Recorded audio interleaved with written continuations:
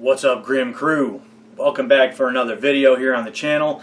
I am the Grim Gamer. My friends call me D. Again, thanks for stopping by and checking this video out. This is part 2 of covering all of my video game collection as of the end of August of 2025. And part 1 covered all of the Nintendo consoles along with the Sega Genesis. But this one, part 2, is all about Sony and all about the PlayStation. Got even more games to cover, so I'm going to try to get through this one a little quicker. But yeah, we're going to be going through all of the different PlayStation consoles and everything that I have for that. So I have all the totals, how many games, and the total of price charting prices for part 1 with all of the Nintendo and the Sega Genesis. And then in this one I have all of them also for all of the individual PlayStations. We'll go through those and we'll also add up the entire totals of everything at the very end. So, with that being said, let's get started with the original PlayStation.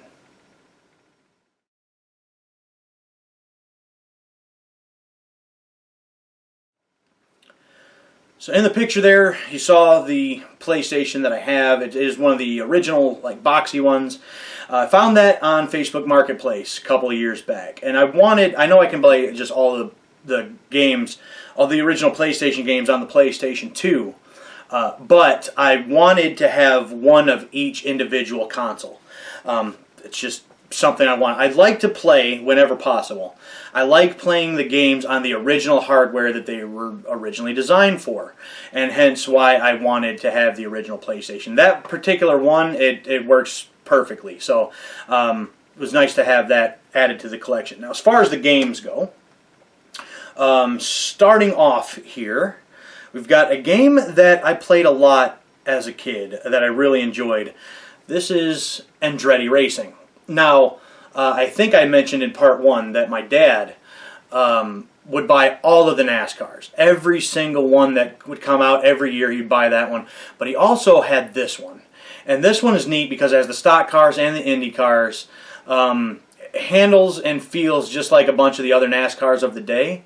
And just, we played this one a lot as a kid. And to have it back now, I'm really happy to have it. I do need to replace the case that's cracked in the front. It's got these stickers that are kind of a pain in the ass to get off. But complete in box and works just fine. Did a stream on this one.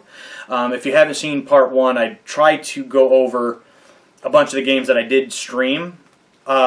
There's a big playlist of live stream replays that you can check out of a bunch of these games that I've played. Now, a lot of these I haven't played, but the ones that I have and do have a stream replay of, I'll try to remember that and let you know as I go. So if that is something that you want to check out, then you can. This is one that I did do a stream on, and I do enjoy Andretti Racing. Next up, I have a game that I don't like. But this is one that we did play as a kid. My dad used to own this one in the long box, and that's the only reason why I remember that. The long boxes just kind of stand out in my mind because there wasn't very many. They were kind of hard to come by, and they didn't do them for very long. But my dad had this one in a long box, but it's not a great game. This is Siberia.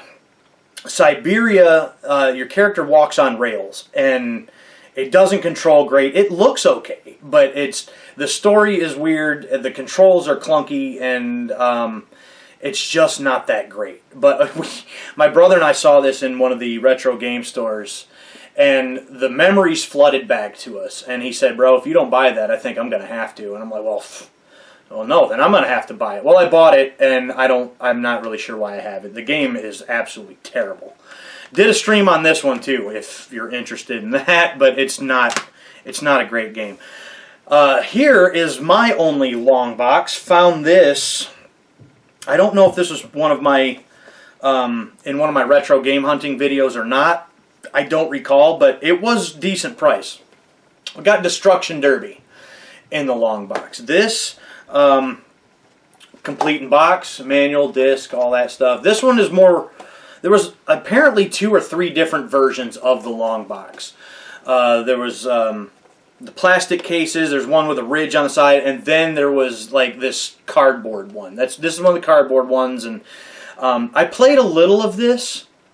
I specifically bought it because it was a long box and it wasn't going to break I wasn't going to have to sell a kidney to buy it.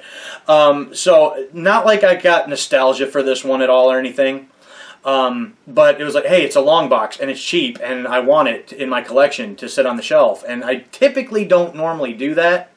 I typically buy games that I'm legit like interested in playing. So I played a little of this one and it's all right. It's not necessarily a terrible game, but it's not like one of the greatest ones I've ever played or nothing. But I have it in the long box, and to me, that was cool. Going right down the list here, we got Driver. Driver is another one that Dad had that we played a bit as kids, and I enjoyed playing. I haven't played this in a long, long time. I bought this copy of it sometime back and still haven't even played it yet. But I'd like to do streams on some of the drivers. This would be one of them. So I haven't played it in a good long while. But I do want to play some of this at some point. Next up, we've got Driver 2. This one also complete in box. This is one of those dual disc games. This one was really cool because you could actually get out of the car. And there were several secret areas that you can unlock and secret cars in all of the different cities. There's like 4 different cities or something that you can go to. Did some streams on this, but I wasn't able to finish it. I got to a specific point, and there was one specific mission that I tried over the course of 2 streams that added up to like, what, 2 or 2.5 hours or something like that, I think, and just couldn't beat it for the life of me. I eventually just gave up. But I wasn't streaming very long by that point, and I just wanted to move on to something else. But I do need to go back to this, and I do need to try to finish it. But still, my brother and I, we would just go into the free roam mode, and we would play this for hours. That one brings back a bunch of memories. Speaking of bringing back a bunch of memories, this one, I don't recall when we were kids if we ever had the full game or if we just played a demo of this all the time. But we got Fighting Force, and again, I love my beat 'em ups. I mentioned that several times in part 1. This is a 3D beat 'em up, and I like it quite a bit. I don't know if this is one that is really considered a great game by most people, but this one has nostalgia for me, and we played this half to death, and I still enjoy it to this day. There's some streams on, at least one stream I think on that one too, so that one should be in the playlist if you want to check that out. But Fighting Force was a lot of fun and still is. This one here I need to replace the case on because the hinges are broke and it's not in great shape, but this one was one of the ones that my best friend Nostalgic Nick got me out of one of the mystery boxes. I would give him some money and he would go into a game store of my choosing and he would pick up some games for me. And he picked this up, and I played a demo of this quite a bit too when I was a kid. This is Jet Moto 2. Again, the case is not in great shape, so I need to replace the case itself. But other than that, I'm just happy to have it because just the demo played a lot. And it's not necessarily a great game, but it's a fun little racer, and it's fun to pop in every once in a while and turn some laps.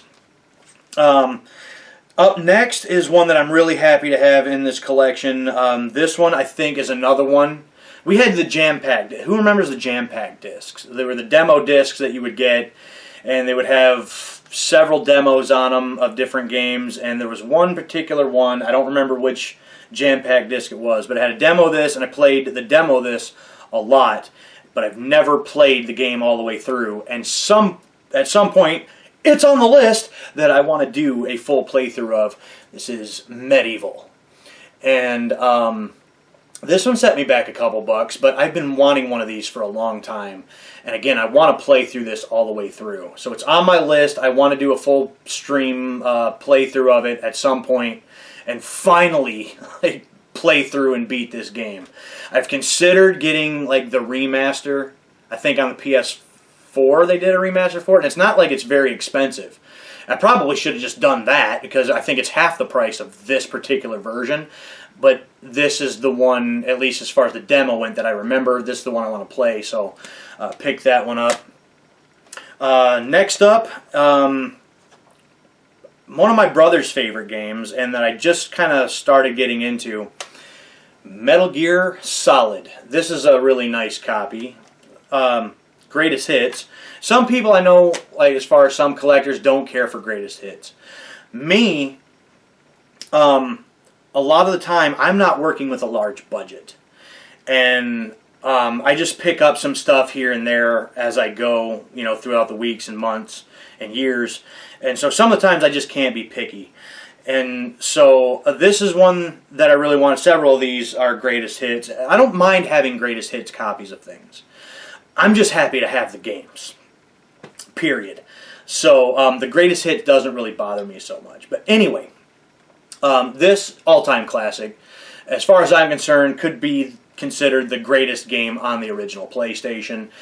But as far as Metal Gear Solid goes, this is the only Metal Gear Solid I have ever played. There are stream replays on this playthrough that you can go back and watch if you'd like. It's one of my earlier ones, but they're there, and you can check this out if you'd like. The only one I've ever played, but I plan on changing that relatively soon. So stay tuned for that. If you want to see playthroughs of Metal Gear Solid, and several in the franchise, then stick around. Give me a like, give me a follow, give me a subscribe, all of that good stuff. Comment down below, all of that. Follow me on Twitch. There's links in the description box below. There's also a link to the Discord that I share with my brothers, the Grim Beardson Discord. You can stay up to date on what we plan on. He streams as well. Of what either of us plan on streaming next and when. Some Metal Gears are going to be coming, so I'm looking forward to that. But I love that game. The Metal Gear Solid is fantastic. Up next, this is NASCAR 99. Again, my father bought every single one of these every year that they came out. NASCAR 98 is the one that I wish I had.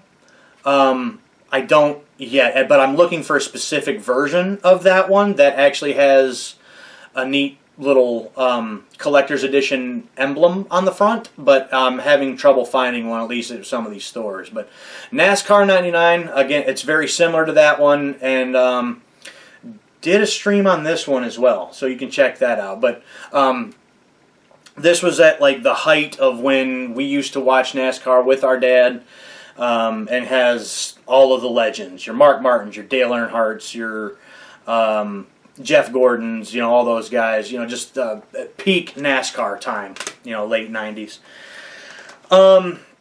Here's another one that I thought I would have had to have replaced. Yeah, I got to replace the inside, the case and the inside. All of the little tabs are broke, so the disc kind of just floats around in there. But this is another one that my best friend got me, one of the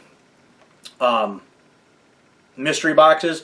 Need for Speed 3 Hot Pursuit. I've played a little of this when he got it for me to record a little bit of gameplay footage for a video that I had done, but haven't played much of it. I never played these older Need for Speeds.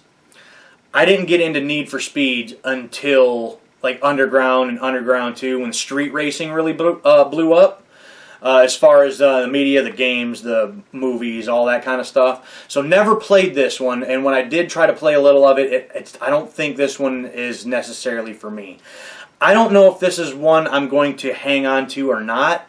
This one may get traded or something at some point. I haven't quite made up my mind about that one yet, but there is that one.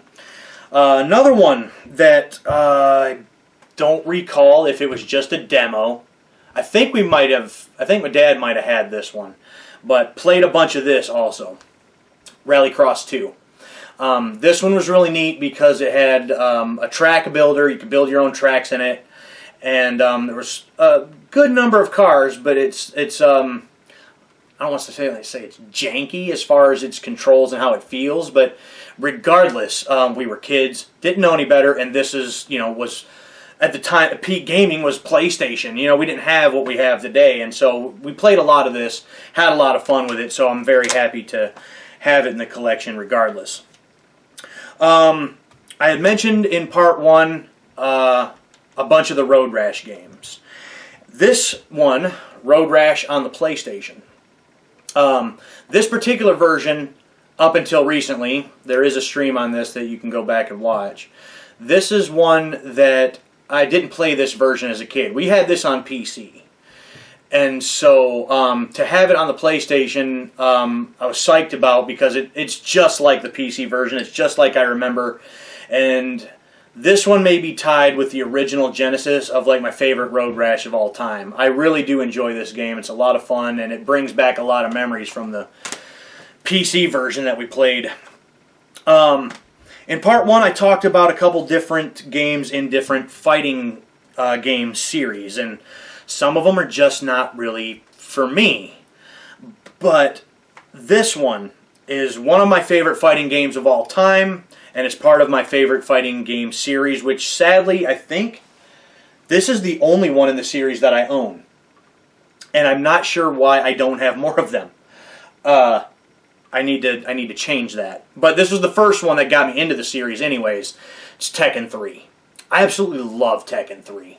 It introduced what ended up being my favorite character in the franchise with Horam, if I'm pronouncing it correctly. I love that character and do very well. The story in it, what little story is there as far as fighting games go, is not bad. It's got some of my favorite characters in it. It's got the Tekken Force mode, which I love to play. Tekken Force mode is like it's like a beat 'em up in a fighting game style, and I really enjoyed that mode. And just Tekken 3 overall, I absolutely love Tekken 3. Again, I need to get some more of the Tekkens, but still, at the end of the day, I think Tekken 3 would still always be like my favorite one out of all of them. Nostalgia is a hell of a drug, and I'm very that's played a lot of that as a kid. Speaking of a lot of them, something that I played a lot as a kid, Twisted Metal 2. This used to be one of my favorite games of all time. I absolutely love this game, and I had 1, 2, 3, 4, and eventually would get, there's another one on the PS3 that I'll talk about when I get to the PS3. But after 4, I kind of got out of them and never really played much of them after that. But when the show came out, I was like, man, I really should play some Twisted Metal again. I was able to find this copy for a somewhat decent price and had to pick it up. Did a stream on this one. You can check that out. But as far as the PS1, Twisted Metal's still maybe my favorite one. I think it's the best one out of all 4. I never played Small Brawl either, though. So I guess out of the 5 on the PS1, Twisted Metal 2 is fantastic. Now I've got WWF In Your House. This one, unfortunately, is not complete, though. I bought this one years ago, and unfortunately, it's missing the whole back cover. I don't know why that would be missing. Why would you take that apart and take like the back cover out? But at the time, I wasn't as picky about stuff that I was buying and picking up in the condition of them. This case it's got stickers and just stuff all over it. Again, the back cover's missing. I would like to replace this with a nice copy at some point someday, but it's not at the top of my priority list. It's a very arcade style. I think it plays just like WrestleMania, the arcade game. But I mean, so it's not like one of my favorite wrestling games or nothing, but it's a fun game to play every once in a while. Here's one that it's got a sticker on here that is several years old. I don't remember when I got this. This was quite a long time ago, though. This was one that Dad had when we were kids, and during my favorite era of wrestling, WWF Warzone. This has got a couple members of DX. It's got Stone Cold. It's got The Undertaker. It's got Owen Hart. It's got Bret Hart, even though he was already gone from the company by the time this game came out. Kane. I mean, the roster is stacked in this game. The controls are a bit clunky. I think I may have done a stream on this one too. You can check that out if you'd like. But it controls weird. Almost controls like a fighting game. You got to put in different button combinations in order to do like special moves and stuff. But still, it's fun to go back and play every once in a while. So there we have it. That's everything for the original PlayStation. That's the console, and I believe that's like 17 games. As far as price charting goes, of adding all of that stuff up, and I mentioned it in part 1. I guess I'll just refresh here now. I didn't go and like double check all the individual prices of what these are going for currently. I just kind of, because I didn't want to have to go through and like the editing process and stuff and do each one individually, so I just kind of added them all up for each individual console. So for the PlayStation 1, currently the collection all added up is $344.08. So that's what we got for the original PlayStation. So now we're going to move on to the console that I actually have the most amount of games for. And my collection that actually has the most value currently also, and that's the PlayStation 2.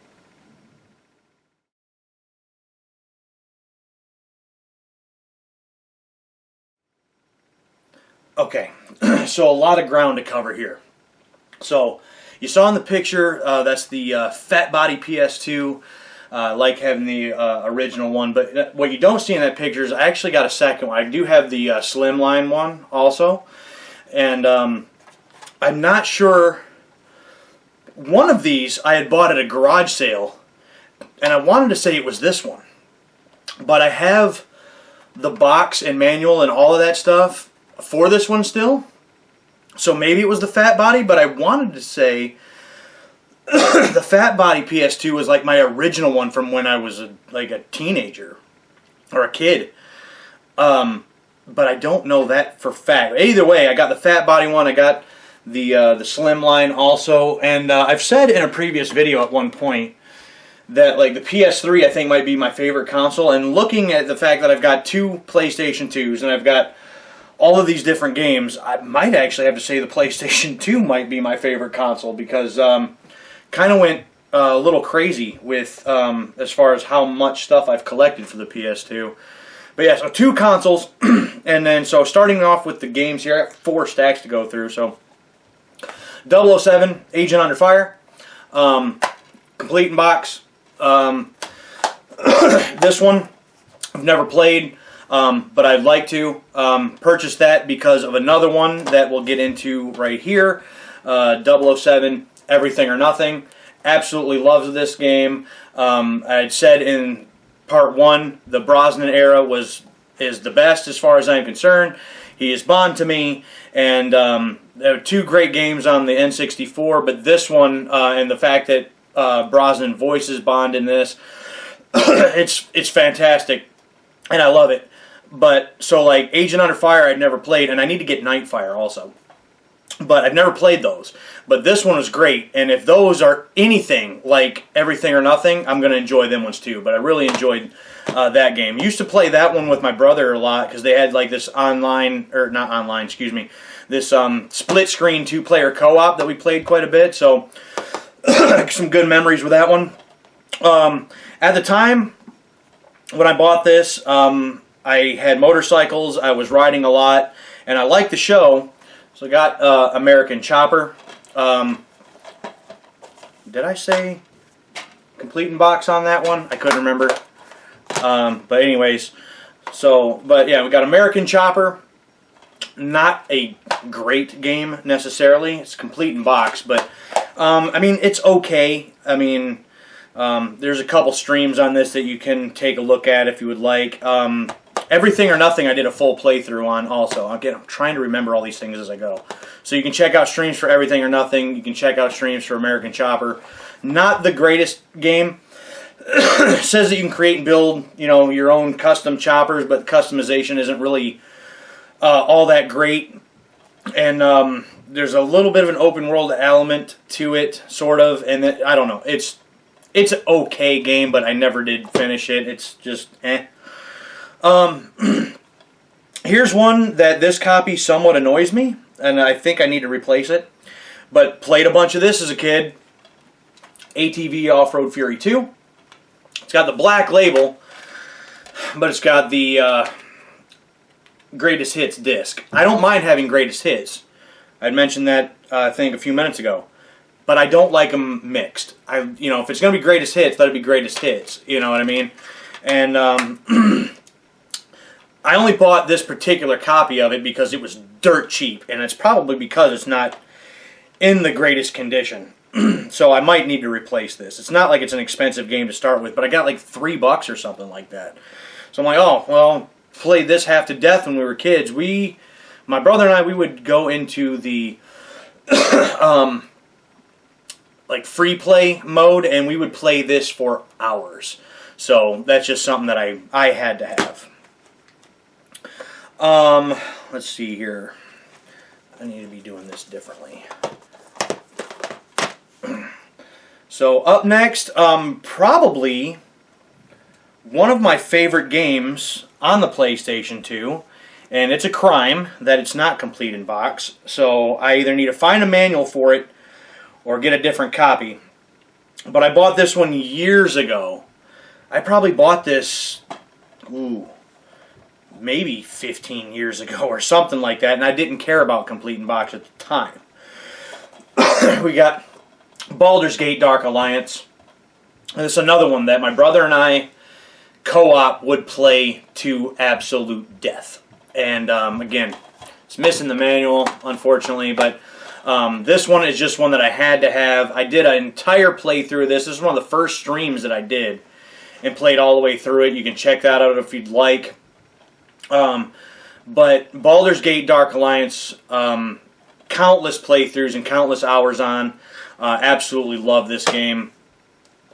Next up, we got Baldur's Gate Dark Alliance 2. This one, not so much. Feel like they changed a little bit of their approach in this one. It's a little bit more drug out and a little too long for my liking. This is one that my brother and I, we would start over and over again, but would just never finish. It just never could, like, be into it enough to ever completely get through it. This one's missing the manual, unfortunately, also. So, need to find a manual or complete copy of that one, too. But Baldur's Gate Dark Alliance 2. Here's one that we played quite a bit when we were younger also. This is Blitz the League. And not a huge sports game fan, but when it's stuff like this, or arcade type stuff, where it's not like a one-to-one of, the traditional game, because that just kind of bores me. This one, I remember just being able to tackle somebody so hard you start breaking bones and putting people on the sidelines. It's just this rugged, rough, like, no-nonsense football. And it was a lot of fun. I loved this game. It's complete in box. Did streams on this one, too, until the AI screwed me. It's a classic Midway AI stuff. Like, I lost a game in the most ridiculous of ways. I put it down. I never picked it back up. Got a little salty at that one.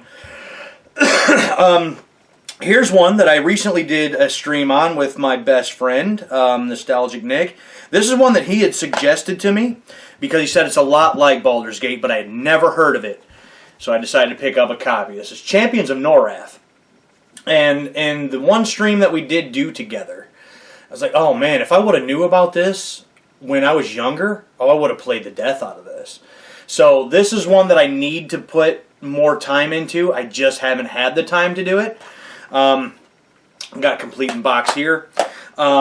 This reminds me a lot of Baldur's Gate Dark Alliance, and for good reason. I think it used the same engine, some of the same developers, I think it was. But either way, that seemed like it could be a lot of fun. So I need to give more time to that one. Here's one, because I started getting other like spy type games and just covert ops type stuff. We got Cold Winter. Haven't played this one yet. I had this one on my list to play before a certain set of games were coming out, and there was my plan got changed, and this one's gonna get put on the back burner a bit. But it looks interesting, and they even throw little jab at the Bond games. No tux, no license to kill, but you're an MI6 agent. So I'm like, oh, well, that's okay. Seems like it'd be in the same world as 007, I guess. So it just sounded interesting. So I just had to pick it up. Excuse me, I'm having an issue with that today. Next up, we have Devil May Cry. I only ever played 2 Devil May Cry games.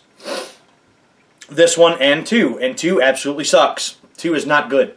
And I gave up on the series after that.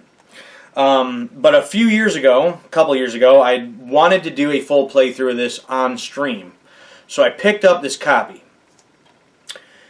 I popped it into the system just for a few minutes, just to make sure that it would play, that it wasn't going to have any issues playing the game, that it was actually going to function right. And I forgot about that damn fixed camera. I hate the fixed cameras with every fiber of my being. And so this one got put on the back burner and still haven't played. Played it as a kid, remember beating it, but nowadays I can't handle that fixed camera. I'm not sure when I'm ever going to get to it, but at some point I would like to still play through it. Complete in box there. Actually, I still need to replace the case though. One of the top clip does not clip. Part of that case is broke. So another one that we played as kids. It was a cheap game. My mom worked for Ford's, and so it looked like a fun little racer. Ford Racing 2. My brother and I played this quite a bit also. Did a one-off stream of this, so you can check that out if you'd like. Got several different cars, trucks, SUVs. I don't think it's a bad racing game. It's not great, but it's all right. I still have some fun with it. I feel like I want to knock it down a couple points though, because there is no Ford Probe. Ford Probe should be in there. You're gonna have some Ford Racing. Give me the Ford Probe, the poor man's sports car. Anyway, so there was Ford Racing 2. I don't know if I did show it, but complete. Next, one that looks interesting to me, but I haven't got into it because there's a part of me that goes, I feel like I'm going to be severely let down. Got Gladiator, Sword of Vengeance. Picked this up because at one point I had watched the Spartacus show, and the Spartacus was so good. And I'm like, oh man, if I can like be a gladiator and fight in the arena and just have a warrior blood-soaked fights and all that, but I don't know if that's actually what this is. So I added it to the list, but haven't got to it yet. I want to do either at least a one-off on this. I don't know if I want to do a full playthrough on stream, but it looks good. I just don't know if it's actually going to be good. So next up, an all-time classic, we got Gran Turismo 3.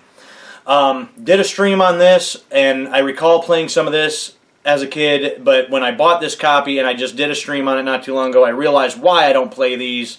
This is not really my style. These sim racers like this. Something about them, especially early game, the cars are slow, and I'm not particularly fond of like road racing. I prefer the more, just ovals of the NASCARs and such. So Gran Turismo is just not for me. This is one of those not for resale copies. I always liked that red box art more than I did the standard like blue one. But complete in box. So it's almost like, even though it's not necessarily something for me, I mean, it's an all-time classic, and I feel like if I'm going to have a PS2 collection, I almost feel like it has to be in there. Speaking of all-time classics, I'm getting a couple other ones now.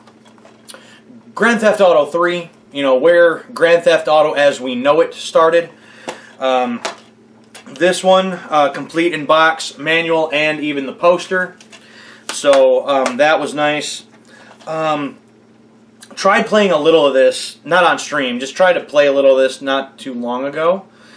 Just for something to play. I wanted to, just play something. Decided to pop it in, and I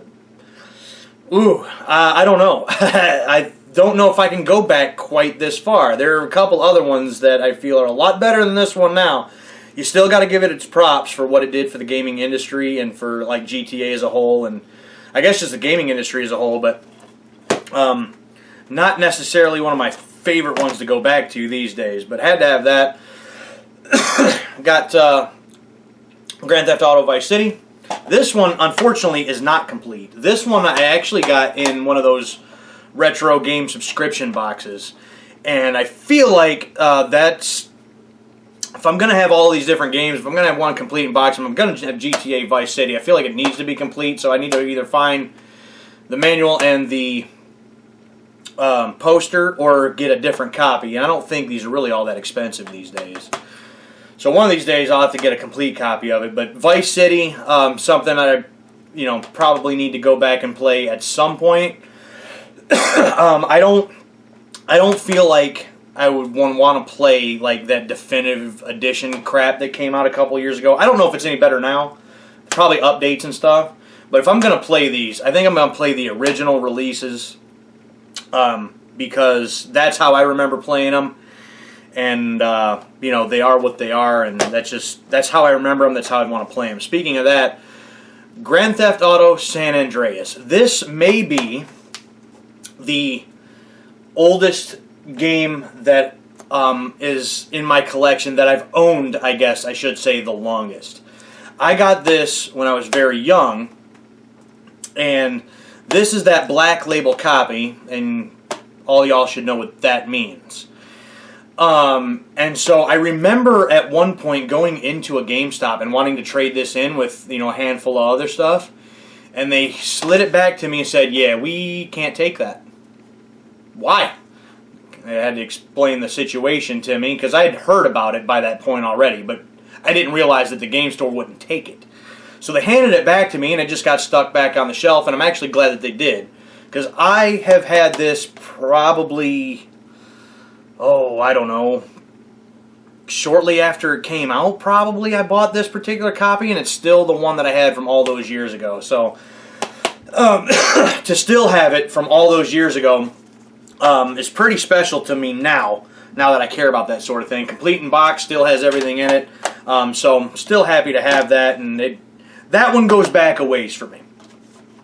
Another one that I bought that I've been wanting to try, haven't had a chance to yet, and got Gun. Just Gun. Old Western type game. I don't know if it's any good. I think I had heard good things about it. This one, that's broke too. But this is one that I want to give a chance and give a playthrough at some point. It looks good. It looks interesting, and I feel like I could have a good time with that one. Next up, a really, I didn't realize that this copy was as bad as it was. What was I thinking when I bought this? We've got Harley Davidson motorcycles, Race to the Rally. I bought this because it looked like it was something that you would have seen in an arcade when we grew up. It sort of looks like a Road Rash-esque type game, but maybe not quite as with the violence of fighting people. I don't know if you can actually use pipes and chains and stuff and knock people off the bikes. But again, at the time I had motorcycles. I did ride, and it just looked like it was something that that I would enjoy, and that in fact it actually has actual Harley Davidson motorcycles in it, because I had Harleys. It's like, well, it'd be cool to actually ride something that actually has some actual, motorcycles in it. And so I picked it up. I haven't played it yet. I had a plan for these, and that plan, or for this, I was going to do several different Road Rashes and then kind of throw this one in the mix. Just haven't got to it yet. But this copy's pretty beat up. But this is probably one that I got for $5 or something, maybe. So I might have to replace that copy at some point. I don't know. Got Hitman Blood Money. This is one, again, we played as kids, and my brother and I had gotten really good at this one. We got to a point on several of the maps where we could take out literally every single NPC on the map in certain levels. And I did a full playthrough of this about a year or so ago, maybe a year and a half ago. And it's not as good as I remember. It's a bad game. This style of game, maybe that's not necessarily for me, because I didn't enjoy it as much as I thought I would. This one, is actually the bonus disc versions. Complete in box has the game, but in the back, it's got a sneak preview. I think it's a DVD, so it's not like a playable demo, but of Kane and Lynch, Dead Men. So it's got the second disc in here. So that was kind of neat for this particular version. I saw that there was a bonus disc version, so that's the one I decided to pick up. Next, a game that... This is a pretty sad-looking copy, too. What was I thinking when I bought this? Indigo Prophecy. I'm clearly needing to go through some of these games again, looking at some of these. Indigo Prophecy. My brother challenged me to play this. We usually challenge each other to play some games every once in a while on stream. He challenged me to play this one. This was one I had probably as a teenager. This one would later give us, the developers, I guess, of this, I should say, would go on to give us games like Heavy Rain, Detroit Become Human, but this is one of their earlier ones. It gets weird by the end. The storyline completely goes off the rails, but still the gameplay itself is, you have to interact with basically everything, and it's a particular style of game, and it's not bad per se, but it's just the storyline gets a little weird the longer you go. So, next up, a whole series here. So, we've got Jak and Daxter, the Precursor Legacy, complete. We've got Jak 2, complete. We've got Jak 3, complete. And we've got Jak X, Combat Racing, complete. And we even got Jak and Daxter, The Lost Frontier, also complete. I bought all of these not too long ago, actually, with the intent on playing through this entire series. This is a series of games I've never played. I've never played any of them. But they're from one of my favorite developers, if not my favorite developer, in Naughty Dog. And I said, you know what, I think I owe it to myself to play these. I don't know why I've never played them. It's just something that kind of just went under my radar. And I know I could get like the remastered versions like on the PS3 and I think even PS4 now too or something. I don't know. They might have re-released them a couple times. But I thought to myself, if I'm going to play all of these for the first time, I think I want to do the original releases. So that's what I decided to do. I picked up an original release of every one of these, and when I go and try to do this series playthrough, I do want to do it on stream, and we're going to play through the original PS2 versions when the time comes, if that time ever comes, because of so many games that I'm trying to get to. So we got Legends of Wrestling 2. Used to have several of these when we were younger. The first one, the second one, and Showdown. I don't have the first or Showdown anymore. Picked this one up some time ago. This one, I remember there was some really cool extras, interviews with several of the wrestlers and stuff. And, it has a, if I remember correctly, a career mode where you actually had to go around to the different territories and stuff. And so I recall enjoying this one, and I've been meaning to do a stream on this one, and I haven't got around to it yet. So I haven't played this one probably since I was a teenager. But it's on the list. Next up, another one that I've never played. Got Max Payne. Hold on. I don't know if I did, but complete in box for Legends of Wrestling 2. I don't know why that matters to me. I wanted to clarify that. But Max Payne, this one, also complete in box. I don't think this is the right case for this. This is one that got sent to me in one of those retro game subscription boxes. It feels like a DVD case. It's very thin, very flimsy. It's not right. So it's not in great condition, but it got sent in one of those boxes. But it is complete, And Max Payne is just something I've never played. When I got this in the unboxing video, I played a couple minutes of it just to get some gameplay footage, and it does look like it's something that I might be able to get into. I don't know why I've never played these, or why I've never given them a try, but now that I have that, I would like to give that a try here at some point. Alright, moving along. Midnight Club 3 Dub Edition. This is the remix version. So this one has the Tokyo map and some extra cars and motorcycles and stuff. Did, I think, a couple streams of this. I didn't finish it, but I did a couple. Recall enjoying this when I was a kid. Going back through it now, I don't like it as much as I did before. It's not that it's a bad game, but there's others in this street racing genre that I would rather play besides this. But still a good game, don't get me wrong. But I do like the fact that it's the remix edition, and I have the additional map and other vehicles and stuff. NASCAR Dirt to Daytona. Hold on, missed something. I don't think I showed it. Complete in box. Again, I don't think that's...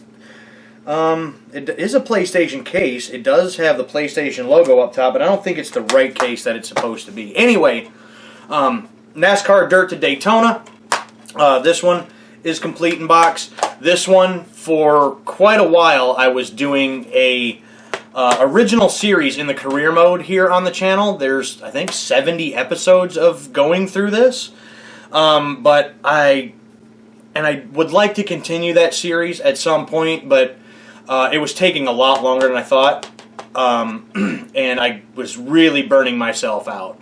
But was enjoying this one. This one was really cool. This is the first NASCAR that you actually had to work your way up through the ranks with dirt cars and then modified trucks and then finally all the way to Cup.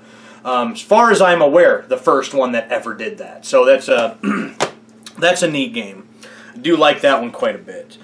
We got NHL Hits 2002, another arcade type style sports game. Love the fact that your guys can get struck by lightning. They're on fire. You can check them through the glass, and then they've got wacky ice rinks that you can go to and that sort of stuff. So that kind of stuff I like. I don't mind sports games that are like that. So that one's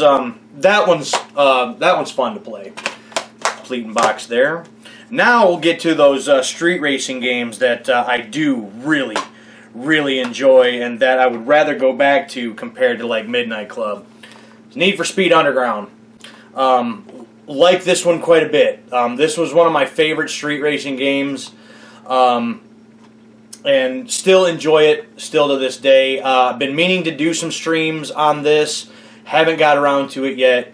But I will at some point. I might have already showed it, but complete in box. This might have been one of the ones that came from the shop. When it was all said and done, might have been where I got that one. So I'm happy to have that. Again, one of my favorites in the street racing genre. Maybe only topped by the next one, Need for Speed Underground 2. This one having more of an open map from what I remember. It's been so long since I played it. And I need to go back and play more of this. But going around to the different shops, being able to customize, the customization from what I recall was amazing. I really, really, really enjoyed this game when I was a kid. I love this one. My favorite street racer from back in the day. And so I need to pop that one in. I want to add that one to my stream list very soon. At least do a one-off of it. That should be a lot of fun. Next up, we've got The Operative, No One Lives Forever. This one complete. This one I just finished a full-length playthrough on, and this was one I had never heard of until recently. I mean, over the course of the last couple months. And again, this, like when I bought Cold War, I wanted to look into several different like secret agent spy type games. This one kept coming up, was got some pretty decent reviews and people talked pretty good about it. It was okay. There were certain elements about it that I liked. There was others that I didn't really care for. Some of the difficulty spikes were BS. But the story was okay, but the voiceover work was, I felt, a little subpar. So there were aspects about it that I liked, others that I didn't. Overall, it's not a terrible game, though. Up next, Pirates: Legend of the Black Buccaneer. Did a full playthrough of this one. Only took me 2 streams to do it. It's not a very long game. It's not a very good game. Picked this one up because on the back, it looks and sounds good. And I thought to myself, I think this is the first one that I did this with. I thought to myself when going into one of these game stores, you know, there's a bunch of games in here that are dirt cheap. Are they dirt cheap because they suck? Or are they dirt cheap just because, you know, maybe they didn't get the marketing as some other games. Maybe they fell through the cracks. Maybe, I don't know. Is there just a certain reason why they're cheap, or is it just because they suck? Found out the hard way. This one was cheap because it's not that good.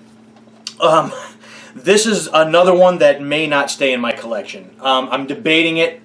I don't know if I want to keep it. It's not that good. You're not like on a deserted island or something like that, and you have, I think you get a pendant or something. I've already forgotten. That's how forgettable the game is. But you can switch between your regular character and like this supernatural type character. It has a decent idea, but it's not very good in execution. I don't know if I'll hold on to that one or not, but that was an experiment. It was like $5. Like, does it suck because it's $5, or, you know, what's the deal here? Don't know if I did, but it's complete for whatever it's worth. It's not worth anything. Here's another one we got. We got R Racing Evolution. Haven't played this one yet. But I saw some gameplay on it, and even though I had this, the way that they explain it is kind of like a Gran Turismo, but I wanted to give it a try anyways, and if you can see on the sticker, which I don't know why I didn't take that sticker off yet, it was only $5. So again, it's $5. It can either suck, or it can be something that I enjoy. Complete. For $5, what do I got to lose? You know what I mean? So I decided to pick it up. So I'm gonna give that one a try at some point. Here's another one apparently that I got for $5 several years ago. It's another one I didn't take the sticker off of. I need to catalog how many I do need to do some work to. I want the stickers and stuff off of stuff, unless they're from like rental stores and stuff. But got Risk, Global Domination. Complete in box. I do enjoy playing Risk with my friends, the actual board game. This one, it's decent. I don't know if I would ever need to buy or play any other version of Risk on any other console. This will suffice. A little torn up on the back. It's not also in the greatest condition, but again, apparently it's only $5. But, you know, there we have Risk. This one kind of surprised me. This one I haven't had very long. I think I picked this one up at... Did I pick this one up at the game convention? I don't remember now. I may have picked this one up at the game convention. Rocky Legends. I love the Rocky movies. I love all of the Rocky movies. Been wanting to pick up a Rocky boxing game for quite some time. Did a stream on this some time back, and the fact that you can play as not only Rocky, but you can play as Apollo, you can play as Ivan Drago, you can play as Clubber Lang, you know, and play stories that they had written for them to get backstory on the characters. It was a really cool idea, and it's not a bad boxing game overall. I was having fun with it. So, complete in box. Need to put some more time into that one, actually. Another one, as far as the stealth action, super spy, secret agent type games, I've got Rogue Ops.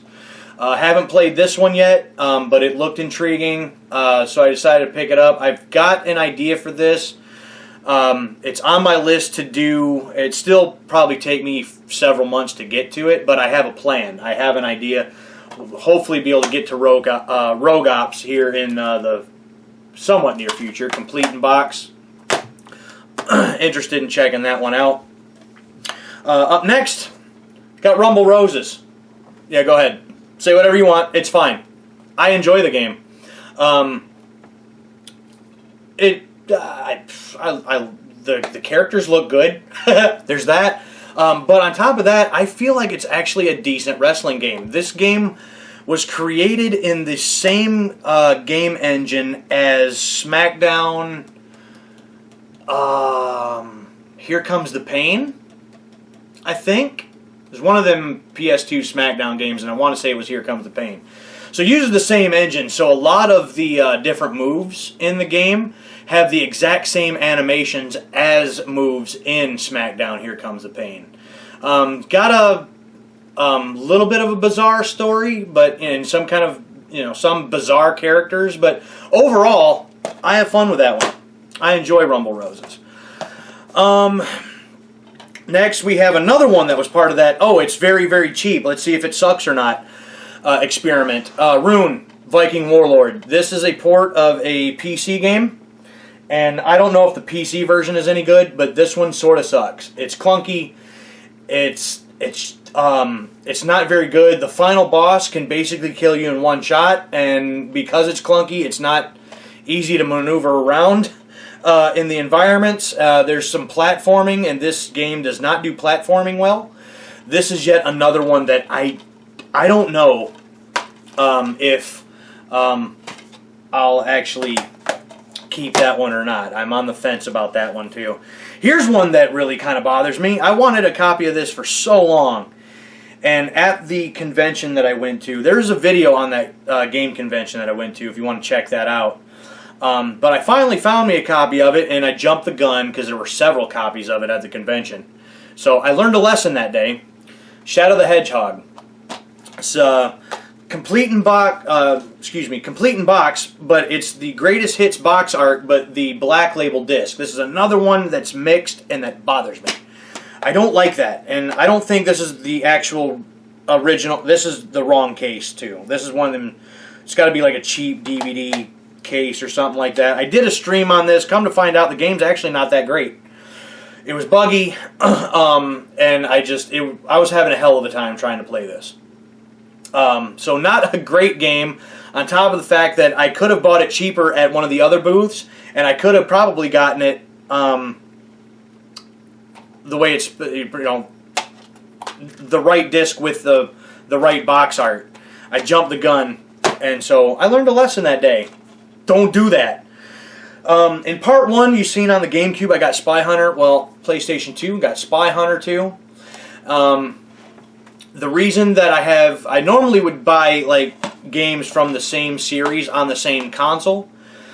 The only reason I have it on the GameCube is because one of the retro game services mystery boxes sent me the one on the GameCube. So, disc only, so when I replaced it, I got a GameCube copy, but I think that's a game that I would have preferred playing on the PlayStation 2. So when it came to the second one, I decided to buy it on the PS2. I don't know if I showed this, but it's complete. So, at some point, I would like to play through Spy Hunter 1 and 2. I don't recall if there was more of them, or if it was just those two. I'd have to look that up and double check. Another in the street racing genre that I had when I was younger, Street Racing Syndicate. I don't recall this one being necessarily all that great. There were so many street racing games coming out at the time. Just some of them were pulling it off, some of them were not, and I don't recall this one being like one of the better ones. I bought it because I owned it when I was younger. So I was like, then I need to have it in my collection, trying to rebuild, I guess, some of what I had when I was a kid. So, complete in box, or when I was a teenager, probably, as far as this one goes. But, again, I don't remember it being that great. I want to do at least a one-off, maybe, of that one at some point. Here's one that I really enjoyed when I was younger. This one does bother me a little bit, though, because similar type of thing. Stuntman. Greatest hits box art. Black label disc. Either way, it is complete for what it's worth, I guess, in one aspect or another. Tried to do a full playthrough of this on stream. Got to a specific point. Got stuck. Couldn't get any further. Didn't finish that. I need to go back and I need to redo this one, and I need to finish it. finally beat that one. But Stuntman I enjoyed when I was a kid. I love the idea of being a stuntman, stunt driver for various movies. You get the movie trailers at the end. It's a really neat game. I wish we did get one more with Ignition, but I kind of wish we got more of those. Terminator 3, Rise of the Machines. I know some people think Rise of the Machines is a terrible movie. I don't mind it.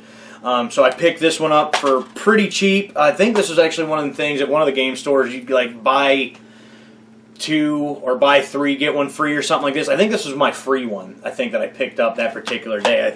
I haven't played it yet, but I thought, well, if I'm not actually paying for it, then I've got nothing to lose. So I decided to pick it up. Another one from when we were kids that I really enjoyed. This one is, the case is a little busted up, but Tony Hawk's Underground. And really, as far as I'm concerned, me personally, the only Tony Hawk skating game that's actually worth playing.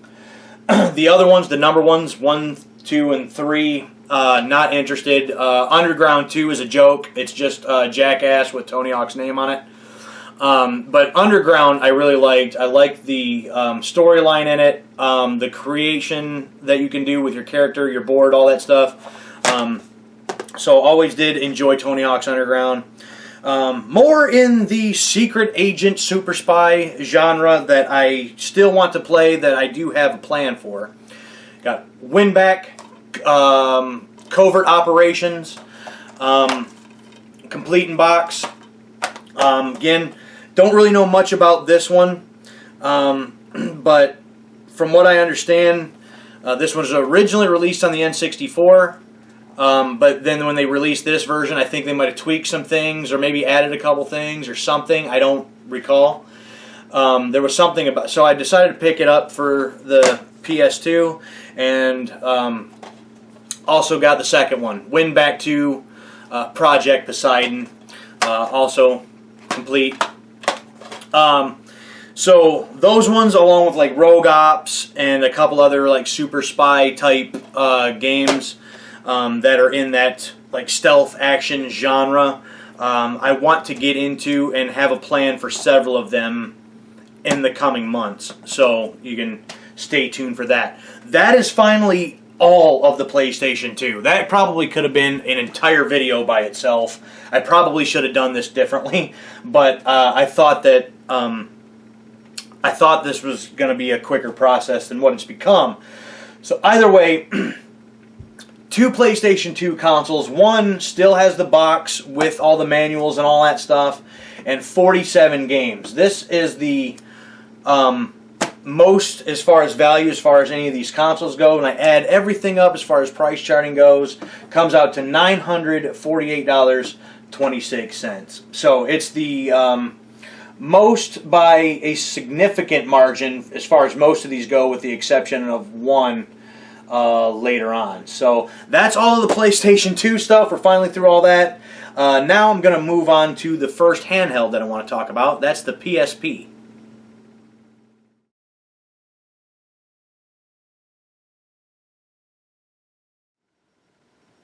Alright, so up next we've got the first handheld.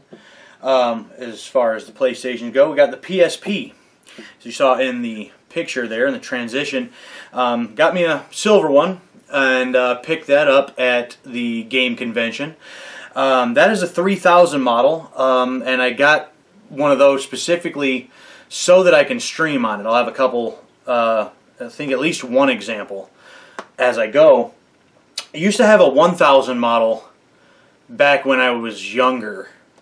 Can't really remember anything I ever played on the thing though. But I got a Vita, and there's been some issues with collecting for that. I'll talk about that when I get there. But I've really enjoyed collecting for PSP, and there's a slew of other games that I still want to be able to pick up for that thing. But for now, this is what we got. So starting off, we got ATV, Off-Road Fury, Blazing Trails.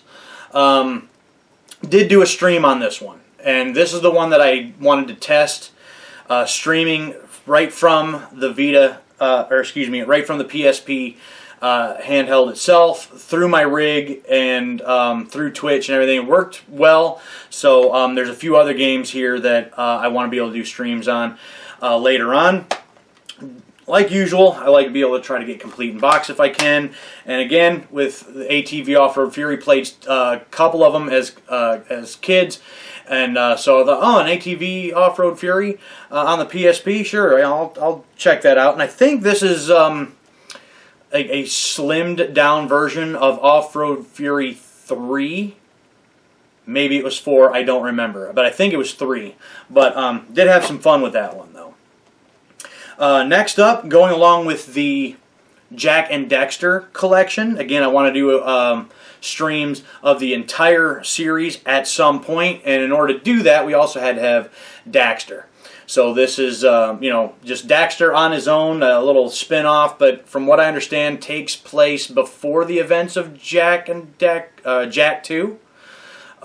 So I had to have this one too. If I'm going to do, a stream playthrough of the entire series, had to have this one too. So got that one complete in box. So excited to go through that. Next up, we got Dead or Alive Paradise. Again, say what you want. This is just something I wanted just for me. It's not a great game though. The game actually is. It's kind of bad. There's just a couple little mini games, and like the volleyball itself the controls are. It's not a fun game. So say what you will about it, but here it is, complete in box. Unfortunately, the game's just not really all that fun. Let's see here. I started collecting another series of games that I want to do a full series playthrough on. This is the first one that I picked up. God of War, Ghost of Sparta. I've never played any of the God of Wars. None of them. Never once. None of them. And I have this bad habit, if something is severely hyped and considered to be one of the greatest things ever, and God of Wars have always been, people have always said that these are so great and they're amazing. I normally tend to not care. The overhype kills things for me. And so I just ignored them. I've never played any of the God of Wars. I want to change that. So the first one that I picked up as far as what I need for that entire series is this one, Ghost of Sparta, complete in box. So I'm on the hunt for all of the different God of War games, and so that one was just the start of that. Next up, I got Killzone Liberation. There's one for the Vita, which I'll talk about here in a few minutes. Killzone that I bought and played, and I liked it quite a bit actually. And I'm like, well, this is another series that apparently I've been sleeping on this entire time. Never played any of the other Killzones before that one on the Vita, so I decided to pick this one up. This one also complete, and I wanted to give this one a try. I think I may have picked this one up possibly the same day as I bought the PSP. And I tried it for a couple minutes, and it's completely different. I don't know if I'd actually be able to get into this one. Not sure on that one yet. Need to put some more time into that one to really determine on if I'm actually going to like it or not. Up next, Metal Gear Solid Portable Ops. This is one that, even though my brother has played through like all of them, and I've seen him play through basically all of them, this is one that I've never seen any gameplay of. I don't know anything about this one. And so it's like, well, I'm going to have a PSP. I need to have this, and I want to be able to do a playthrough of this one also. Apparently this one is some consider it canon, some don't. But apparently it sounds like there's some things in the story that are canon, while there's other story and plot points or something that either you can ignore or they get changed and in later releases or something. But either way, it fits in somehow, some way. So I had to have this, and so I decided that I had to pick it up. Complete in box. I have this, I bought this originally digitally on the Vita, because you can still get stuff on the Vita through the PlayStation Store. That still works somehow. For some reason, it still does. So I bought it on there thinking that's how I was going to be able to play through it, because I didn't have a PSP at the time. But now that I do, it's like, well, I got to have a hard copy of it for that system then. Here's another one. We've got Resistance Retribution. Did do a series playthrough of Resistance. I played all 5 of them. I'll talk about them a little bit more later. But this one I got digitally on the PlayStation 4 because they released it digitally on there, and that's how I was able to play it when I did my series playthrough of Resistance. Wish I would have had the PSP. Wish I would have played like the original release of it as a part of that playthrough. Because again, I like to be able to play stuff on the original hardware whenever it is that I can. Sometimes that's not how that ends up working out. This was case in point. It's a decent game. It's the only one in the Resistance series that you play third person and not first. So that was a little different. And I've also haven't played the infected mode version of it yet. At some point I would like to do that, and now I'm debating on if I want to play the digital version on the PS4 and do the infected mode on that, or if I want to actually hook this up with the PSP, the PS3, link them together with, I think it's Resistance 2 you need, and you can infect your copy of Retribution on the PSP, and your character is infected with a Chimera virus, and it changes some things a bit. It's a very interesting concept, and a very interesting idea, and something that I am curious about. On the PS4 version, you can just go into an options menu and just turn that on and play that version that way. But you actually could do it with this original, but you had to link the 2 consoles and stuff together in order to do that. So, but overall, still a decent game though.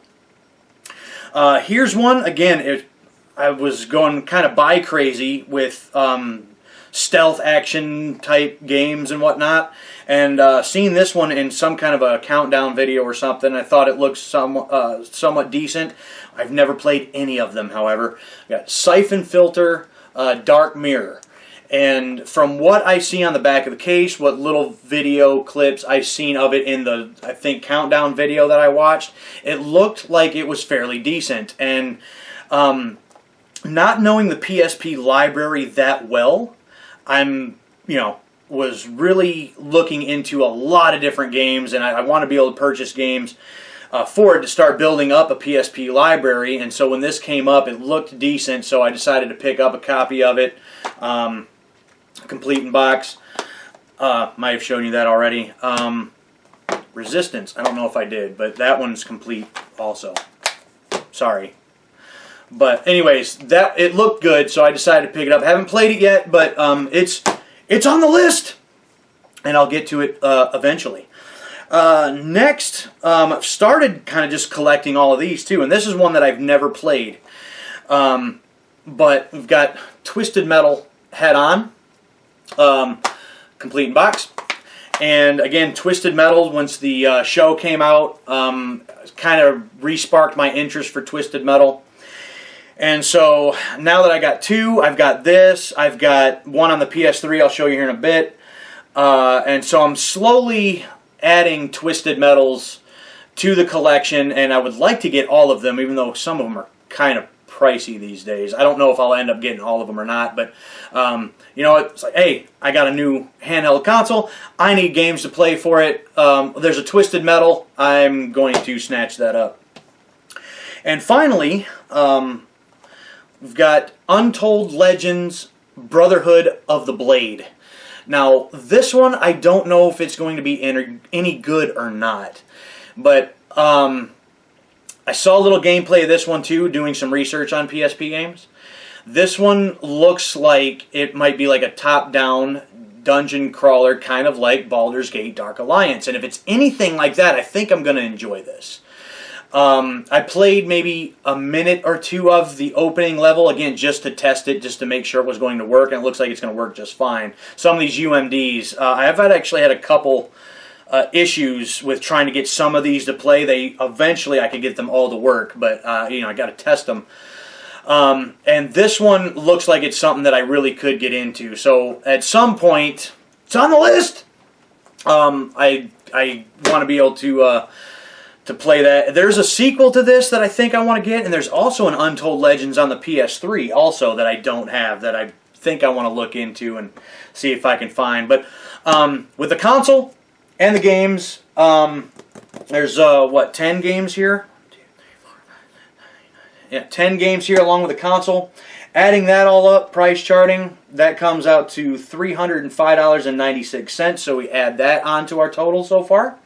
So a small list and small little collection of PSP games, but again, I just got the PSP a month or two ago, whenever it was that convention was that I went to, and slowly building up a collection, and I'm really enjoying collecting for the PSP. There's even a couple of UMD movies that I think I want to add to the collection.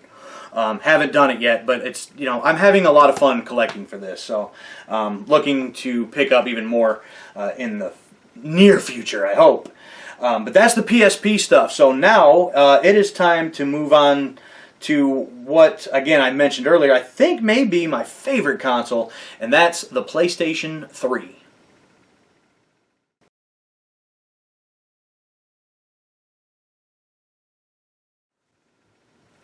So now we're getting into some real fun stuff. Again, the PlayStation 3, I think, when thinking about it, may be my favorite console ever. We started getting a lot more games that I started getting out of my, I guess, I don't want to say my comfort zone with the PS3, but, when it comes to PS2, PS1 things beforehand, we had, I had mostly racers, wrestling games, a lot of wrestling games, and it's kind of crazy I don't have very many wrestling games these days. Got rid of most of them, but, started really branching out into some different genres with the PS3, and some of my favorite games are on the PS3. And the PS3 actually even introduced me to my favorite game series of all time. So now we'll get into this. So the console that you saw in the photo during the transition, that's one of the 80 gig PS3s. And that is my original fat body PS3 that I bought years ago. It's my original PS3 that I bought way back then, and it still works. The disk drive's getting a little weak as far as taking in and popping out the disc, but it still works just fine. I think I got that. I still have the box for it, at least the outer box. The inner stuff I don't have anymore for some reason, but the outer box still has a GameCube sticker on the bottom corner. GameCube. Wow, excuse me. GameStop. The sticker on the bottom of it. So I probably traded in a bunch of stuff, and that's maybe how I would have gotten back then. But yeah, still my original PS3 console from when I was like a teenager, and it still works. I still play games on it. I still stream from it still to this day. So I'm very happy to still have that, and it still works as good as it does. So going through the games here now. First up, Alpha Protocol, the espionage RPG. This is one that my brother suggested that I pick up. From what I understand, reading up on it a little bit, it's a little buggy, and maybe didn't really necessarily do so well, but it's done by Obsidian, it looks like, and there's some of their games that I like, and so this seemed interesting, and so I decided to pick it up. It's a complete box. And I haven't tried it yet. I haven't played it. I need to give this one a shot because I really was interested in this game. So picked that one up.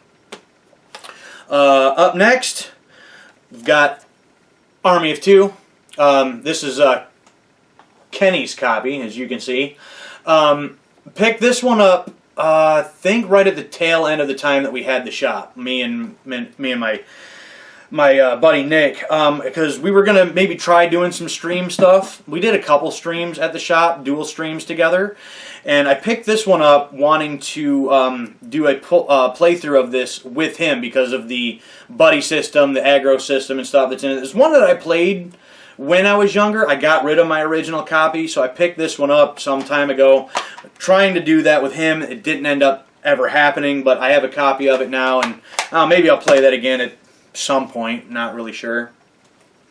Next up we have Dante's Inferno. This is the Divine Edition.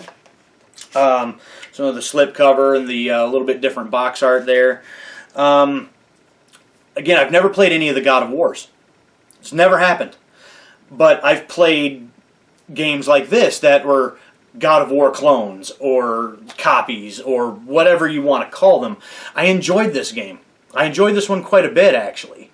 I had gotten rid of my original copy, but found this one in one of the small retro game stores, picked it up, and was happy to add it back to my collection. And again, if I like this, I should like the God of Wars. So I'm looking forward to that. But Dante's Inferno, I did really, really enjoy. And when I did originally buy Dante's Inferno years ago, I bought that, but I also bought the animated movie that they did for it as well. The game I had gotten rid of, the movie I never did. So this is the original copy of the animated film that went with the game that I still have. So that's kind of neat to still have that. And it's funny. When I played this the first time, I watched the movie first because I thought that might be like a visual strategy guide of kind of how maybe I'm supposed to go through some of this stuff.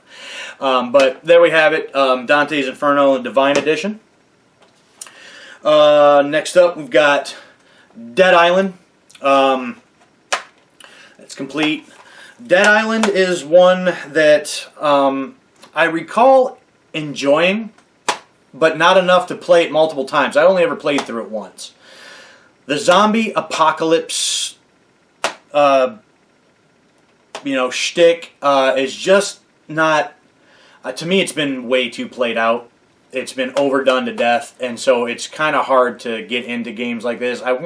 Should go back and give it another playthrough. Again, I recall enjoying it, but so there's that. Now, for one of my favorite games, I want to say of all time, this is my original copy of this game that I bought when I originally bought the console. It's Elder Scrolls 4 Oblivion. This is the Game of the Year edition. It was $30, brand new. It still got that sticker on it from when I bought it brand new. Complete in box, manual, all that. I got some kind of papers written in here, maybe some things that I was wanting to do or trying to keep track of or something, but love this game. Put hundreds of hours into this game, and I don't have that kind of time anymore. I went back and did some streams of this some time ago, and I only did the Knights of the Nine portion of it. So if you want to check that out, you can. I'm waiting for a physical edition of the remake of this to come out, and I think that'll be a perfect time for me to get back into Oblivion. But this was still my original copy that I bought way back when. Still have it today. Up next, this one still has stickers on it too, but apparently when I bought it used, it was still $50. It's Fallout 3. This one. Also, still, I thought there was something else in here, but no, just manual. But it's complete. This is another one. Played to death. Put a lot of time into Fallout 3. Tried to go back and play it some time ago. Couldn't do it. This is one that I don't know if I'd ever be able to go back and play again unless we get some kind of remaster of it sometime in the future. It doesn't, to me, it doesn't look the greatest. Oblivion's kind of like that too. Just visually, it's not very pleasing to look at these days. And popular belief be damned. I don't like the way the power armor and stuff works in these PS3 Fallout games. I really like the way that they did it in Fallout 4. I like Fallout 4 that's my favorite one out of the Fallouts. And again, that might be an unpopular opinion, but it's my opinion, and you know, it is what it is. But did play a lot of this, played through all the expansions, all the DLCs, put a lot of time into Fallout 3. Really loved that one too. This one here, I believe, was one that I bought brand new also. Still got the Walmart tag on the slipcover. I didn't try to remove it. I didn't want to damage the slipcover. But Fallout New Vegas. Again, put hundreds of hours into this one as well. Still complete.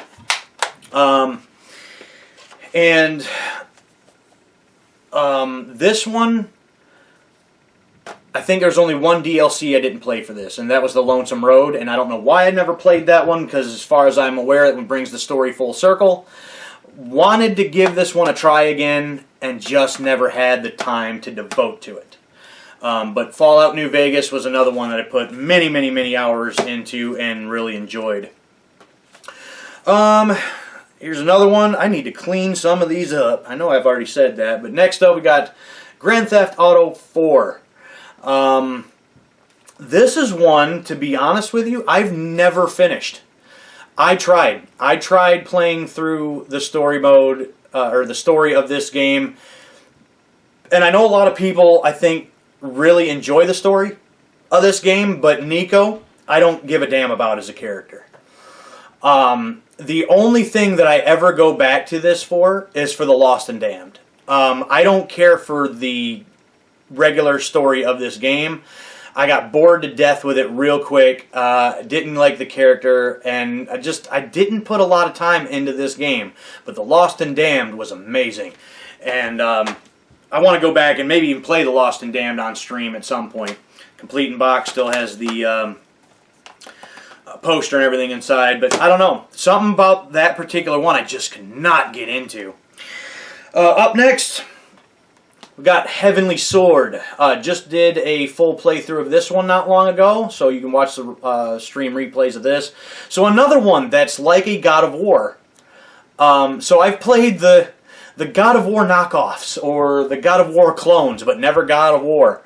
I like this one quite a bit as well. This one isn't very long, but the story was decent, and they changed the gameplay up several different times. I really liked Heavenly Sword. Yet this is another one that, along with the game, I got rid of my original copy of the game that I had bought, but had never got rid of the animated movie. I got the animated movie for this one too.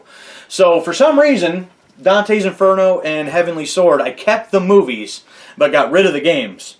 I haven't watched either one of these in years, and I feel like I need to do that. But this is another one that I have the game and the movie for now. So it's kind of a neat thing to have in the collection, to have the animated movies to go along with the games. But I enjoyed Heavenly Sword. I still think it's pretty good. Next up is another trilogy here that I want to do a playthrough of at some point. So I have all three of them and want to do like a series playthrough. Lost Planet Extreme Condition, Lost Planet 2, Lost Planet 3. Now, Lost Planet 3, I don't believe I think by then they weren't doing manuals, I don't think. So this one does not have a manual. It does have a sticker on the disc from a family video though, so that's a a neat little thing. But the others, they are complete. So I do have complete copies of the first two. And I don't know if these would be any good or not. First-person shooters, I feel like they can go one of two ways. They're either forgettable or they're really good. I don't see or hear much about these being talked about, so these may fall in the forgettable category. I don't know. But at some point, I want to play through all of these. Do a series playthrough of that. This one may be one of my favorite things in my PS3 collection, and yet I haven't played any of it. We've got Metal Gear Solid, the Legacy Collection. And I got kind of lucky with this one, because I found this in one of the game stores. This one is complete, still has the art book, and the art book is in fantastic, like perfect condition. Case is in perfect condition. The slip cover is still in immaculate condition. Complete, both discs, And I got lucky with this one. There is one of the download codes in this because, was it MGS1 and the VR missions for the PS1 were a digital download version that came with this. So I brought it home, I got out the promo code, or the download code or whatever, and I figured, it's probably been used, but I'll give it a shot. I tried it, was able to redeem the digital versions of MGS1 and VR missions. So I literally got the entire thing with this. I got very lucky with that, and it's something that I'm very happy to have in my collection, and something that I will be going to and using hopefully relatively soon. Next up, we got Mirror's Edge. This is a game that I feel like had some interesting ideas. I did a playthrough of this not too long ago on stream. You can check that out if you'd like.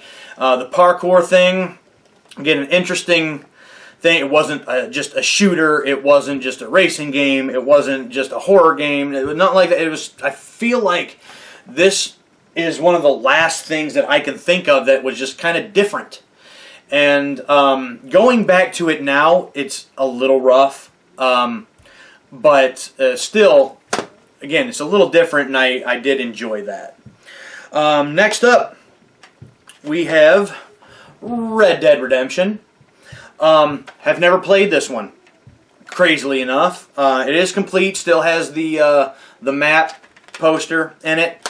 I've never played this. I have no idea why. It's just something that I've gotten that I've never given a chance, never given time to. But I should, and it's made the list, you know, like so many other things, but don't really have anything to say about that because I never played it. Only Red Dead Redemption thing related that I've ever played is this. I have the standalone version of Undead Nightmare, and I don't know why I decided to play this and not the original version. But for some reason, I have just never played the original Red Dead Redemption, but I have played Undead Nightmare. I recall enjoying this, but I don't know. I don't know why I've only played this one and not the original. It's just kind of how things worked out, I guess. So up next we've got Resistance Fall of Man. This one is not complete. It is missing the manual. That bugs me a little bit. We've got Resistance 2. This one is complete. And we've got Resistance 3. This one is also not complete. It's missing the manual. That bugs me a little bit. But, like I said when I was talking about Retribution, I did do a series playthrough of all of these Resistance games. You can check all that out if you'd like. I enjoyed these. I had never played them before doing that series playthrough. I don't want to say necessarily that they're forgettable, but they weren't like the greatest thing I ever played either. But if I'm ever in the mood to just shoot up some stuff, you know, Resistance is a good way to do that. I did enjoy them. They were decent. Next, we've got Sonic's Ultimate Genesis Collection, and this is where I discovered several different Sega Genesis games over the years, and that's complete. But it has some of my favorite games on here, and unfortunately this is the only way that I can play some of those games. A couple of the Golden Axe games, Streets of Rage 1 and 3, and a few others, but this is the only way I can do it because I don't have the physical copies on the Genesis yet. I've been trying to pluck away at them as time goes on, but several of them I discovered through that collection, so that was really nice to have. One here that I've got that I played when I was younger that I want to do another playthrough of. We've got Stranglehold, and I know this game gets a lot of flack for basically killing Midway. This is complete. I don't recall this being a terrible game. I recall having fun with this, but I don't know, maybe it is forgettable because I only ever played through it one time and just never ever played it again. So I don't know. It's on my list of course, it's on the list. I do want to do a playthrough of this one on stream at some point in the future. Next, not sure why I still have this one, and I think it might be because we played this a lot as a family. Me, my brother, my parents. Got PAG, the Masters, Tiger Woods 2012. And I don't know, something about this particular golf game. We played a lot together. And it's one of the last things that I can think of that we sat down and played as a family quite a bit was this. And so maybe, I guess that's probably why I still have it. It's, you know, kind of has some memories to me and a little bit of nostalgia. Going back to Twisted Metal, we've got Twisted Metal. This was, what, 2012? Or 2013, one or the other. I think it's 2012. It's got a copyright of 2012 on the back. So, the last Twisted Metal we've ever gotten. And with the success of the show, maybe that'll change at some point. This one is okay. I didn't hate it, but I didn't love it either. I don't like the fact that there's only like 3 playable characters and you only get those 3 stories. I wish it was expanded upon a lot more. But that's just the way that they did it, unfortunately. But I played some of this probably shortly after it came out or something, or a couple years maybe after it came out, and I've really never touched it since. So I don't know, maybe that's another one that I need to give some time to. I'm going to move these because I do have a few others. I was going to just include this on the update video coming, but I did do an unboxing of this already. So it's not like it's something that you might have not seen already, but I did add the Collector's Edition, Resistance 2 Collector's Edition on the PlayStation 3. And what was cool about this is it's still got the... I got this complete in box, and it's still got the Chimera figure, still sealed. Like, it has, the seal hasn't been cracked on it, and I don't think I want to be the one to do it. And then it had a different alternate box art as far as this collection went compared to the original box art. So I was going to get rid of my original copy of Resistance 2, but I'm like, well, it's different box art. Well, I want to keep both. So I did add that in. I might still, I plan on doing an update video for a bunch of the stuff that I've picked up across this month. I could have just added it in here, but I've already committed to filming a video for that because there's other things that you haven't seen as far as that goes, and it's a whole thing. But I know I did an unboxing of this, so just, you know, I do have that Collector's Edition. Also, now we get to what was my favorite series of all time, and that's we got Uncharted complete in box. I paid apparently $40 for that back then. Uncharted 2 complete in box. Apparently I paid $55 for that pre-owned back then. And then got Uncharted 3 complete in box. Might have bought that one brand new. I don't recall now. And on top of that, I also did an unboxing for this as well, so you can check that out if you'd like. It's in the playlist. We've got Uncharted 3, the Collector's Edition. You'll see here over my shoulder here. We've got the statue. I've got this complete in box. So we have the steelbook for it here. This also was complete in box. So, yeah, I absolutely love the Uncharted series. It's my favorite series of all time. I got a whole little collection here on that shelf.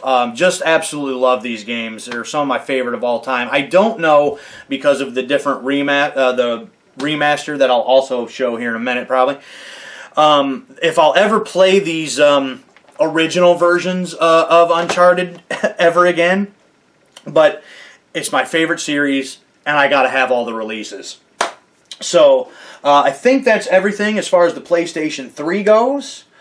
I think it's like 26 games. The console still has the outside box. So by the time we do price charting on all of this stuff, add it all up, that adds $564.68 to the overall as far as the collection goes. So again, I love the PlayStation 3. I'm happy to have had so many of the ones that I got when I was younger, the original console that I bought when I was younger, look forward to adding some more to it as time goes on. So that's what we got so far as the PlayStation 3. So now we're going to move on to the next one. It's the second handheld, and we're going to talk about the PS Vita.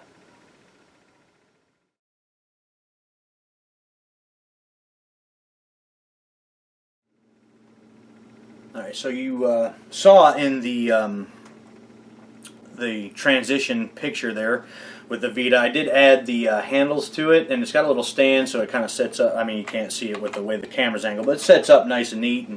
And that's something I specifically bought for one game, and that was Uncharted. And again, I had to have them all. I was never able to play Golden Abyss. The only way to do it is still on the Vita, so I had to have one. As far as the Uncharted's go, I did an entire series playthrough of all 6 of those games. You can watch that entire playthrough here on the channel also if you wish. So being able to use the Vita, hook it up to my entire rig over here, and actually be able to play through that game all the way through for the first time on stream was really, really cool. But anyways, as far as the games go, first up we've got Assassin's Creed 3 Liberation, and that's one that I've never played. Never got into the Assassin's Creeds that much. My brother loves them, but this one came about because I'm struggling with collecting for the Vita. The Vita didn't get a lot of love over here in the States, and I don't care for a lot of the. I don't like JRPGs, and I don't care for a lot of these games that I mean, there's a lot of games. Well, there's a good handful of games for the Vita. It's just not very many that I'm interested in, unfortunately. So typically, I don't know if I ever would actually pick this up, but I was like, I want to find more stuff to play on it, and I haven't played it yet, but that's kind of why that came about. Next, we've got Hot Shots Golf World Invitational. This is, I mean, I don't mind Hot Shots Golf. I mean, I haven't played many of them, but this one does irritate me a bit. It's just, again, it's another one of them things. I want to find something to play on the Vita, so I decided to scoop that up. Got Killzone Mercenary. When I first got the Vita, I was looking for games to play on it, and this one kept coming up in different countdowns and different ranking videos and such as one of the best ones on the console, especially as far as shooters go. And so, what the hell? I've never played a Killzone, but I'll snag it and I'll give it a whirl. And I actually really like this one. And this one may be solely responsible for me looking into a bunch of the other Killzones and playing a bunch of the other ones at some point. I really did like Killzone Mercenary. Also added on the Vita, we got the Metal Gear Solid HD Collection. That's got Metal Gear Solid 2, 3, and it says also plus MGS2 VR missions, the original Metal Gear, and Metal Gear 2. I think that's, whoops, let's just throw it on the floor.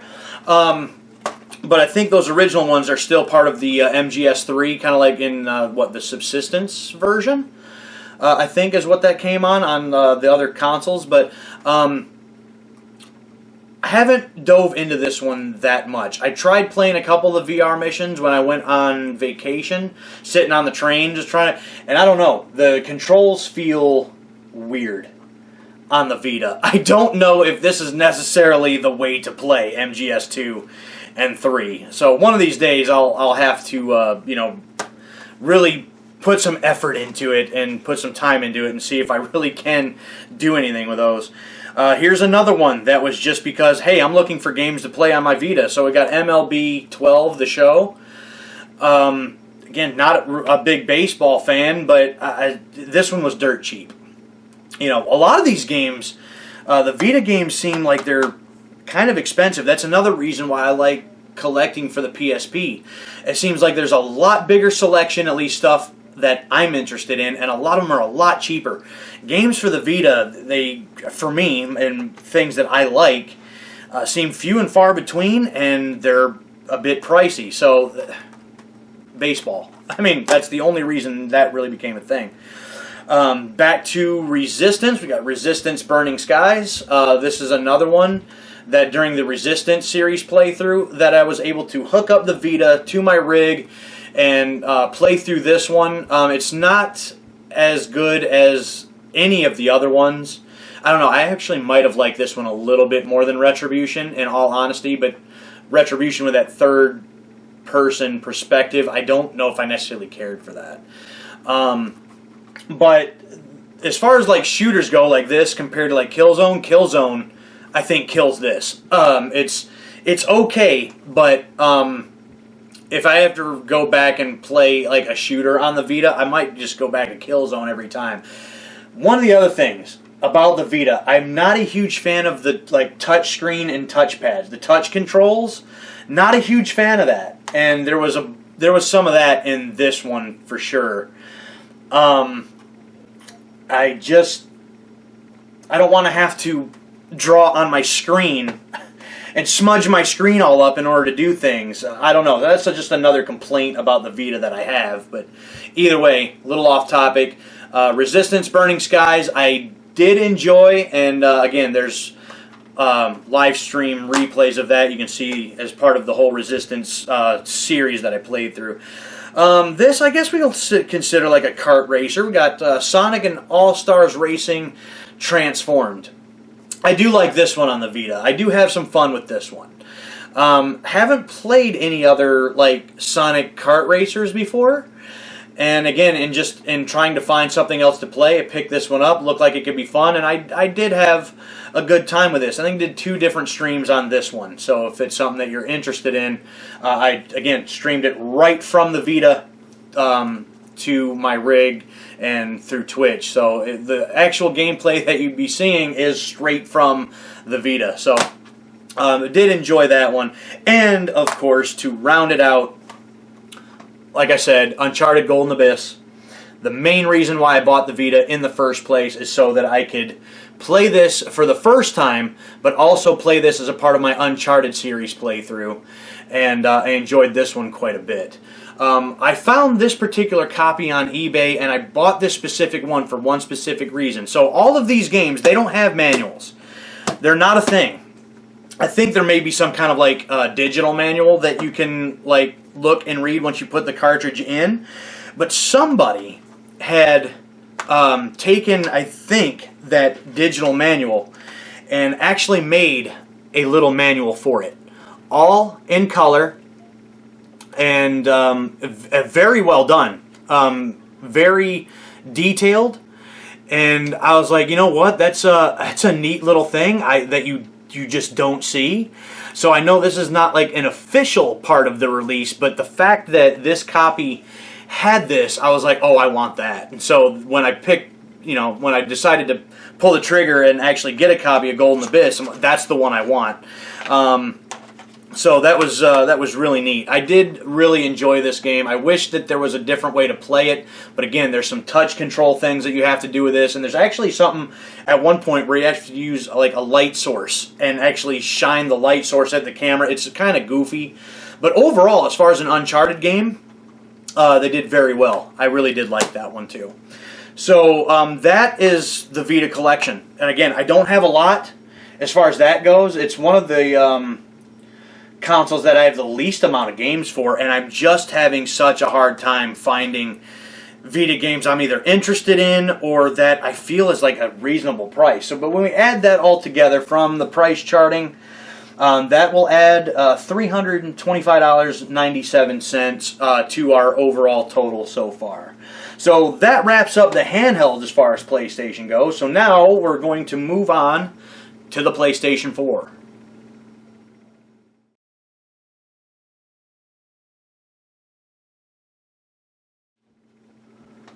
Alright, so we got a good little stack here of PlayStation 4 games, and the picture that you saw during the transition, that PS4, I want somebody like in the comments to let me know, like, a lot of the pictures and stuff that I see of the PS4, like the one like panel is almost like a glossy black compared to the rest of it. Mine is not like that. I don't know why that is, but I just thought the like matte black across the entire console was just the way that they were.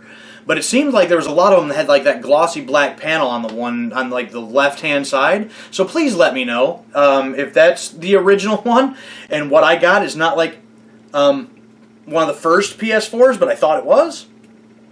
But the one that I also got also had like a download code for the Uncharted Nathan Drake collection, and I swear that box is somewhere in this house, but I'll be damned if I can find it. I don't know, maybe if it got lost in a move or something at some point, but that's like when I got that PS4, it had that like download code for the Nathan Drake collection. So I don't know if that has something to do with it or not, but anyways, enough about that. Let's get into the games. First up, Assassin's Creed Origins. I could not get into this one. I don't like it. I thought that like ancient Egypt was going to be a very cool backdrop and location for a story, but this game bores me to death. I may have only gotten a third through it or something. Never have finished it. I don't know if I'll ever go back to it, and I don't know necessarily if I actually even want to keep that. That one might go away. I just not a fan of it.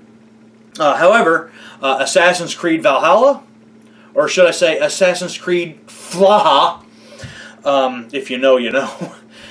This one I loved. This one was fantastic. The thing is, again, I never really got into Assassin's Creed games. I got into this one because at the time I was watching the show Vikings. I was watching some other Viking-related stuff and, you know, was kind of enthralled with Vikings in general at that time. And so I didn't buy this to play an Assassin's Creed game. I bought this to play a Viking game. And it did just that. I really enjoyed this game. I enjoyed the Orlog minigame, and I enjoyed it so much that I should have maybe gotten it, but I have the actual release of the dice game that you can sit down and play with somebody. Maybe I'll show a picture of that or something, I don't know. But this one I liked. I played 2 of the 3 DLCs, the Dawn of Ragnarok I could have gave a damn less about, but was it Wrath of the Druids and Siege of Paris I liked. The problem is, I think I put like 250 hours or something into this. And so I just don't have that kind of time. I would like to go back and maybe play some more of this, or maybe do another playthrough, but maybe instead of just doing a lot of exploring, maybe just stick to the main story. It's too long. That's my problem with it. It is too damn long. I enjoyed it, but damn, this game's bloated as hell. But next up we've got Days Gone, and this is another, as far as you know, okay, like zombie apocalypse game. I enjoyed it. I thought it was a good game, and but I don't know. I keep thinking about going back and playing this one, and just never do.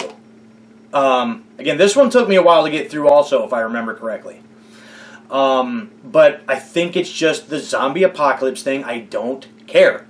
It just does not interest me. And I guess I have trouble going back to any games that have that like as the backdrop and as the setting. But I do recall enjoying it. I just I don't know. I haven't been able to get myself to do another playthrough of it since then. Here we have one that is sealed still. This is Dead Island 2, Day 1 edition. This one, my nephews bought for me for Christmas, either last year or the year before. I don't recall which, and I'm a little ashamed to say that I still haven't even opened the thing, because, you know, they put a lot of thought into getting me something for Christmas that year that they thought I was going to like, and I really appreciate it. And another zombie apocalypse game. I don't know, that's not necessarily why I haven't played this necessarily. There's just so many other games that I'm trying to get to that this one has just kind of been pushed off to the side. Maybe one day I'll get to it, but until then it will remain sealed. But I have my nephews to thank for that one. So we've got next we've got Detroit Become Human. This was a challenge game from my brother. He told me, hey, I challenge you to play Detroit Become Human. I did a full playthrough on it, live stream replays you can watch to check it out if you want to. This one was interesting. I did enjoy the story, and it's just like Indigo Prophecy, having to interact with literally everything. It looks good. It's a very good looking game, but for me it was almost maybe a little too much of a slow burn. And I don't know. It's not that I'll never play this again, but it might be a while before I ever get back to this one. But I did enjoy it for the time that I did spend with it.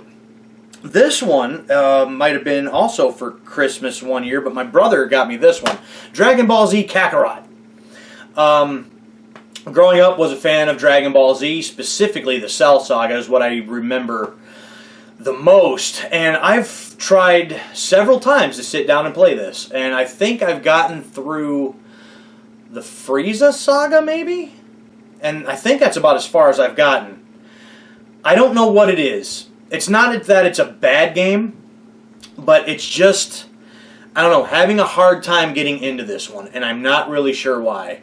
So every once in a while when I'm looking for something to play, I'll just pluck away at it a little bit here and there, but I still have never made it all the way through it. But what I have played of it, it's not that it's bad, it's just, I don't know, I have trouble getting into that one for some reason. He also got me, along with that one, he got me Dungeons & Dragons Dark Alliance. He got me both of these at the same time, if I remember correctly. And I thought to myself, well, okay, if it's in that Dungeons & Dragons, world, maybe it's kind of like Baldur's Gate Dark Alliance, and maybe I can get into that. I can't get into this one to save my life. I only tried it one time, though, and I played it for maybe an hour or two or something like that. I'm like, I just don't think this is for me. I don't want to write it off completely. Maybe I do just need to spend some time with it. But I've never really heard much about this game, good, bad, or indifferent, so I don't know. Maybe it's just not really that great, and maybe it's not just me, but I don't know. Have a really hard time getting into this one, but I don't know, maybe I just need to spend some more time with it. Up next, obviously absolute classic, we've got the Elder Scrolls V Skyrim. I used to have a copy of this on the PS3. I actually just got rid of that not too long ago. Sort of regret it now, to be honest with you. I probably should have held on to that one too, but I didn't. I'm never going to play the PS3 version again when I got this. Why would I hold on to that? But this is another one. Put hundreds of hours into. This one's got I guess a small little bitty manual, and still got the poster, the map inside. Oh, I didn't realize I still had a receipt in here for this. Apparently bought this one back in, well, basically, what, like 8 years ago, almost to the day as I record this, for 38 bucks. Paid for it back then. I think that's kind of why I hang on to the receipts, because it's kind of nice to go back to and, kind of look at that every now and again. But yeah, played this one to death, played multiple playthroughs of this. There's a small playlist here on the channel where I tried to do a series with this game, built a character, try to make a story for him, and go through it. It only lasted a few episodes, and I don't want to say necessarily got bored with it, but it's another one of them things I was trying to do that I didn't have time for, and it just didn't end up lasting very long. So you can watch all that if you'd like, but Skyrim, of course, I mean, it's a classic, and I soaked a lot of my hours into that. A lot of time I burnt with that. Speaking of burning time, next up we got Fallout 4. This is Game of the Year edition. It's another one. Put way too many hours in. This one also has the insert and the poster still inside. Again, maybe once I do some rearranging maybe in this room, maybe I'll try to hang that poster up or something. I want to hang up, I got several posters from many different games that maybe I'd like to hang up in here. Would be kind of nice. But This is another one I tried to do a original series on with a character that I had created. Tried to make a story for him. Tried to voice the character myself. Tried to do like a little show with it. Unfortunately, with mods, because I did have a few mods going when I did that playthrough, or started that playthrough, my save data got corrupted and I lost it and never was able to really go very far as that series. So the episodes that are there are still up. You can watch them if you'd like, but yeah, so many more hours in Fallout 4 that I spent. Grand Theft Auto 5, I mean, what else can you say about this? Did play through the story mode on PS3. I've never played through the story mode of GTA 5 on the PS4. I just felt like there was no need to. But played the online. I hate playing games online, I'll tell you that now. I absolutely despise playing games online. It bugs me. I'd just rather play games by myself for the most part anymore. But my brother and I did play some of the online for a good little while there. But that's about the extent of how what I really did with GTA 5, at least on the PS4 version. Again, played through the story mode on the PS3 version. I got rid of that copy some time back too. Next up, we've got NFL Madden 19. This one was given to me by my dad. They got a couple copies of this, I guess, really cheap, and said, well, if you ever want to play some Madden or something, or maybe we can try to play online or something, here's a copy of it. So I don't know. I don't think I'll ever play this necessarily. I might have played it once or twice, played a couple games here and there, but never. Don't really have any need to play that, but there it is. Got a copy of Metal Gear Solid 5 Ground Zeroes. This one needs to be cleaned up a bit. A lot of stickers all over this one. Unfortunately, I don't know why I haven't cleaned this up. I need to go through this collection and clean some of these up. This is ridiculous, and they're still sticky even. I don't know what the hell I was doing. Why did I put it on my shelf like that? Either way, another one that I've never played. But hopefully here in the near future we'll change that also. To go along with that one, Metal Gear Solid 5, The Phantom Pain. This is the Day 1 edition. Don't know if that really matters because there was additional content for Day 1. And there is the download code is in. Oh, this one's got a... I didn't realize a big poster in this one as well. But so all this is complete. All this is in here. I don't know if that code will work. That might be one that I'm going to guess that code has been redeemed. But it's in there. I'll have to give it a try and see if that code actually works. So I'll get to that one eventually. It's on the list. Next up we got Mirror's Edge Catalyst. Again, just like with the first Mirror's Edge, did a full playthrough of this when I did a series playthrough of the 2 games. This one's much better. There was several things that they kind of changed with this one. This one's actually a lot more open world, which I didn't think I was going to enjoy, but because of the parkour style of the game, it actually makes sense. And I actually enjoyed Catalyst quite a bit, actually. If I ever go back and play any Mirror's Edge, I don't know if I'll ever play the first one again. It might just be Catalyst every time. Next up, we've got Nier Automata, or Automata. I don't know how you necessarily pronounce it. This is the Game of the Year edition. Picked this one up after playing I guess a similar game on the PS5 that I'll talk about here in a few minutes. Apparently took a lot of inspiration from this game, so I decided, well, I'm gonna pick it up. I like the other one. Let me maybe give this one a try. So I picked it up. Haven't played it yet. Of course, it's on the list. This one also, because it is Game of the Year, it has the code in it, which again I was expecting to not work, but surprisingly, and I'm not sure why I didn't try that with MGS5 Phantom Pain, but I came home, fired up the PS4, put in the code, and it took it. So I was able to redeem the code in this, so I got all the extra stuff. So that's really neat. So one day maybe I'll be able to get a chance to get to that one as well.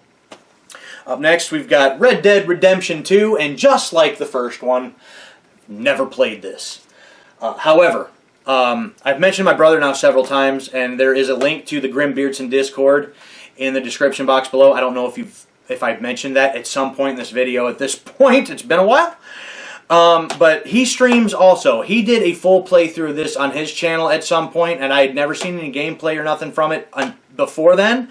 And the story was amazing. For me, the story is everything. The story and the characters are everything. Even if the game has some subpar gameplay, a good story and great characters, to me, that's going to save it, because that's what it's all about to me. And this has one of the best stories I think I've ever seen. So it's not that I don't know anything about it. I just haven't had a chance to play it myself.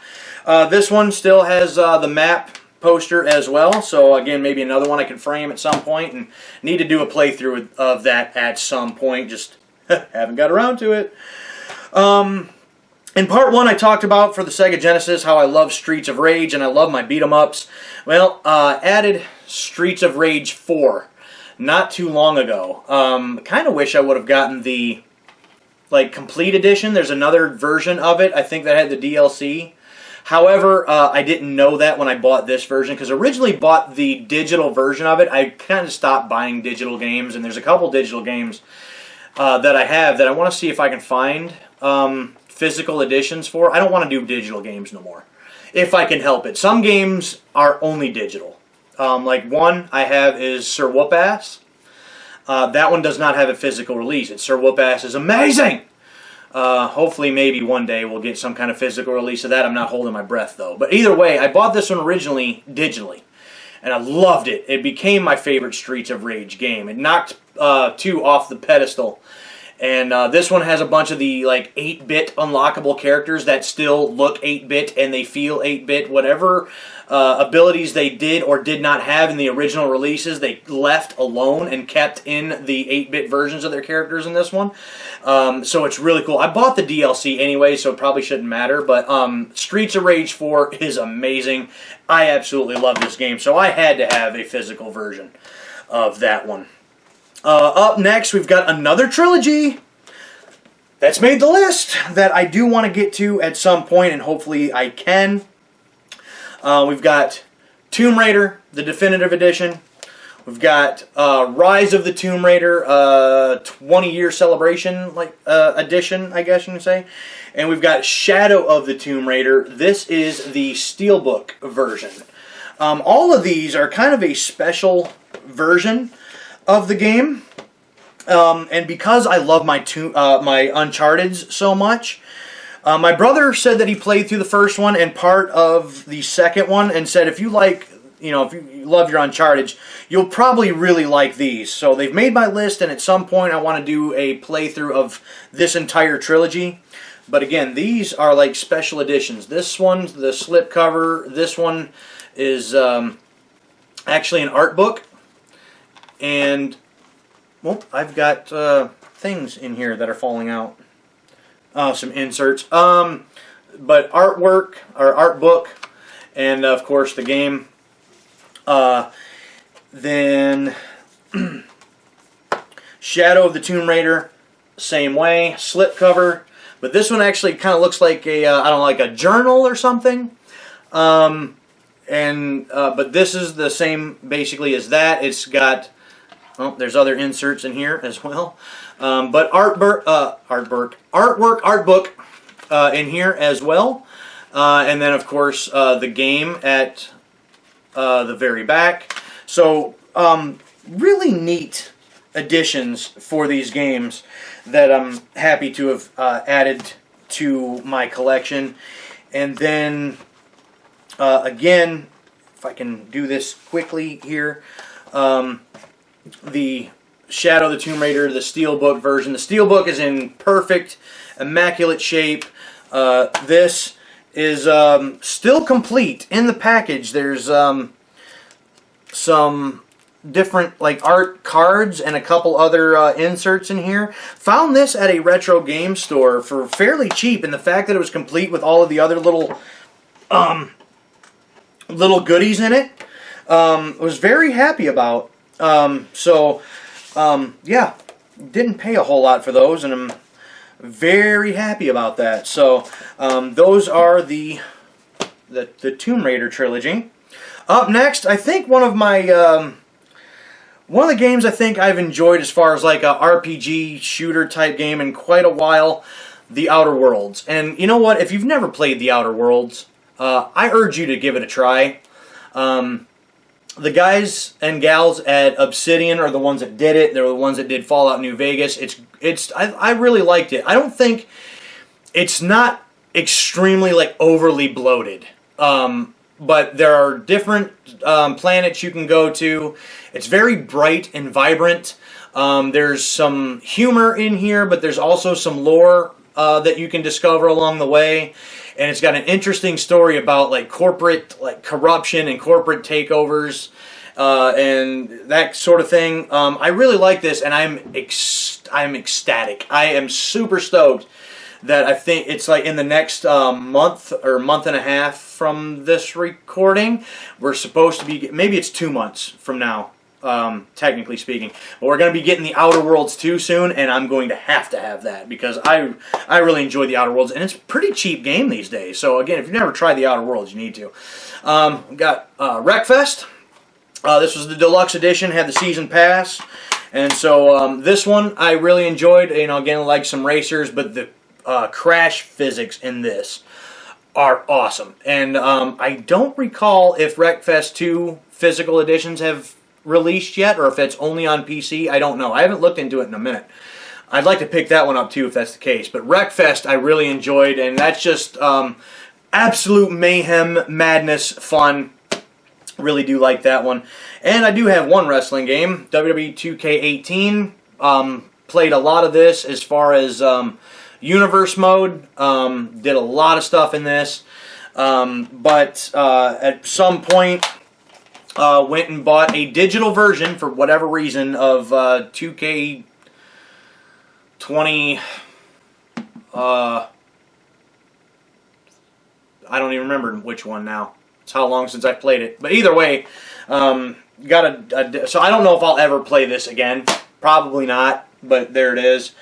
Rounding this thing off, of course, Uncharted, Nathan Drake collection.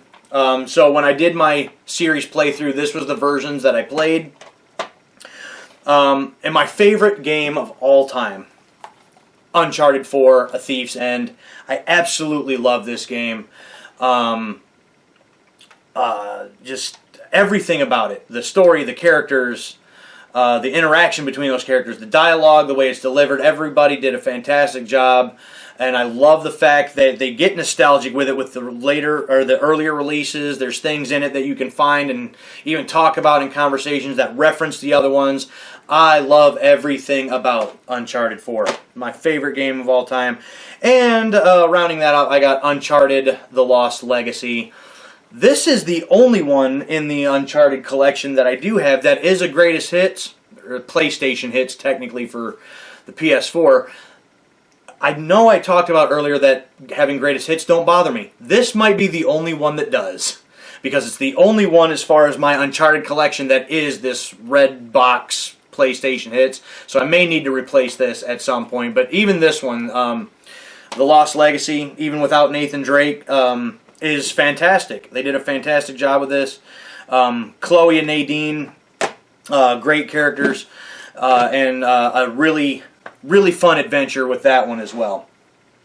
So with all that, I think, no, I got some other neat fun stuff that I kind of forgot about. Hold on. As far as my Uncharted stuff, I did add big purchase to the Uncharted collection at one point, and I did purchase a complete in-box Uncharted 4 A Thief's End. This is the Libertalia Collector's Edition. And that's where the statue here of Nathan Drake came from. It's also got the art book. And it's got a really neat steelbook here. I almost forgot to show this off. And this entire collector's edition, I did pay a pretty penny for it, but it was in immaculate condition. The statue, not a single flaw in it. The steelbook, which is a very cool steelbook, mind you. Basically, not a scratch on it. perfect. The art book is in perfect shape. This complete in box still has all the little stickers and everything still sealed in the package. So was very happy to add this to my Uncharted collection. Again, it's my favorite game of all time, so I absolutely had to have this. Now with all of that, because I almost missed it, I think that should be everything as far as PlayStation 4. So with the console, all the games, the collector's edition, all of that stuff, with price charting, we add that all together, comes to $667.41. So we tack that on to our total so far. And we are down to one final console and our last little collection of games before we wrap this whole thing up, and that's the PlayStation 5.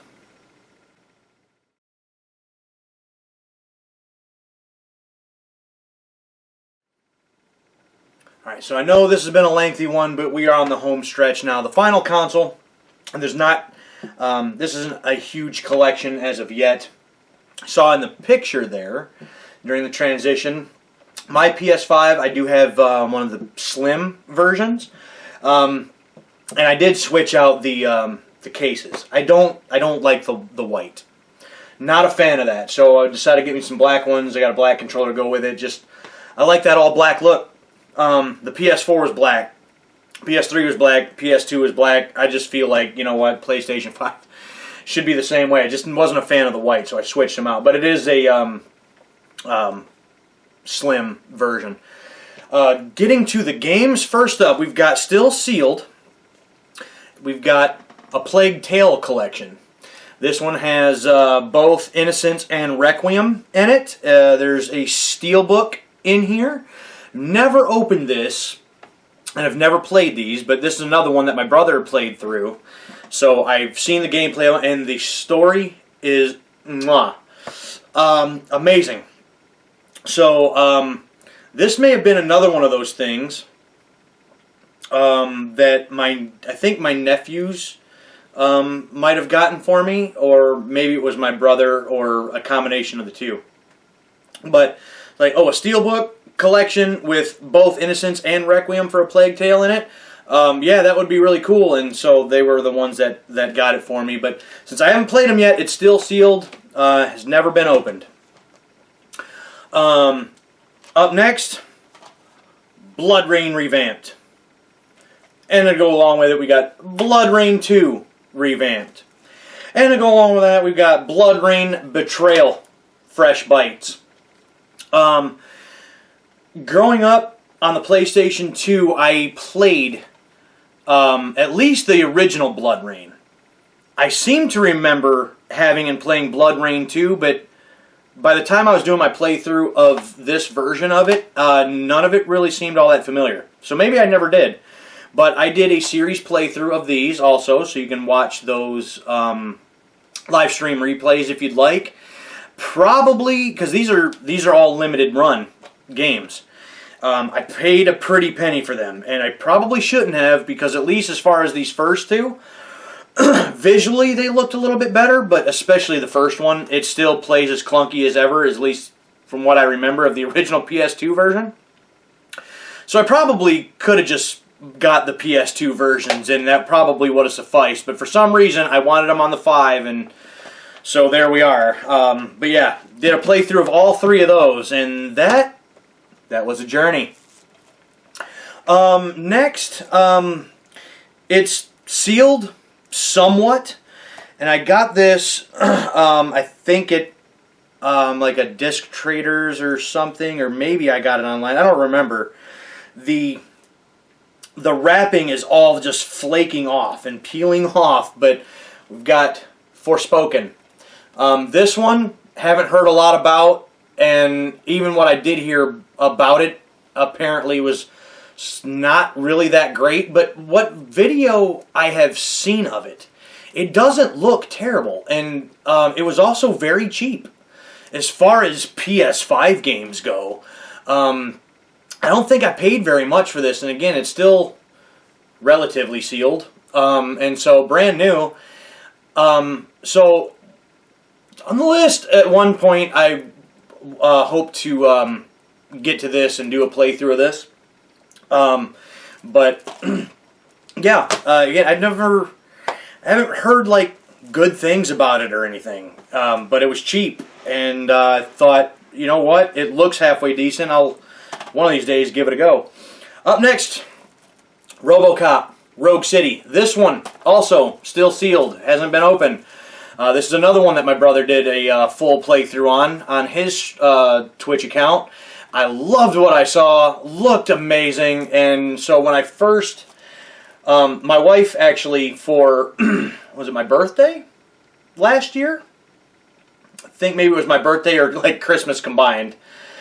Either way, she was the one that bought the PS5 for me, and trying to look for some different games. Like, I got a new console. I need games to play on it. I saw the gameplay of this. I'm like, I want this.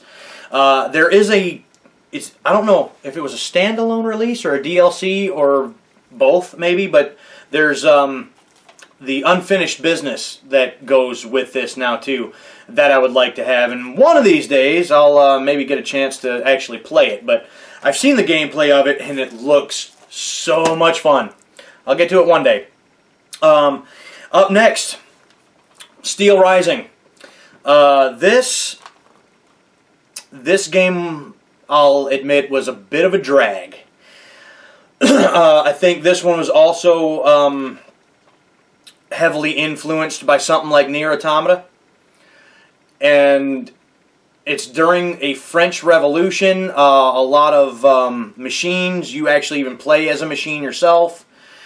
And it's the premise and the story sounded interesting, but by the time you got into it, I didn't necessarily enjoy this one.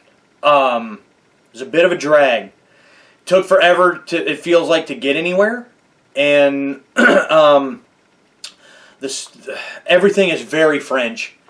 They speak some in French. Everything's got very French names. There's nothing wrong with that, but I don't. They tell me the name of a place to go here. I'm not going to remember that. That's not going to happen. Oh, what was your name? Something in French. I can't tell one person from the other. I can't keep your name straight. So like, I had a lot of trouble keeping things together in this as far as the details. By the time it's all said and done, it's not a terrible game, but I do feel like there are better games out there.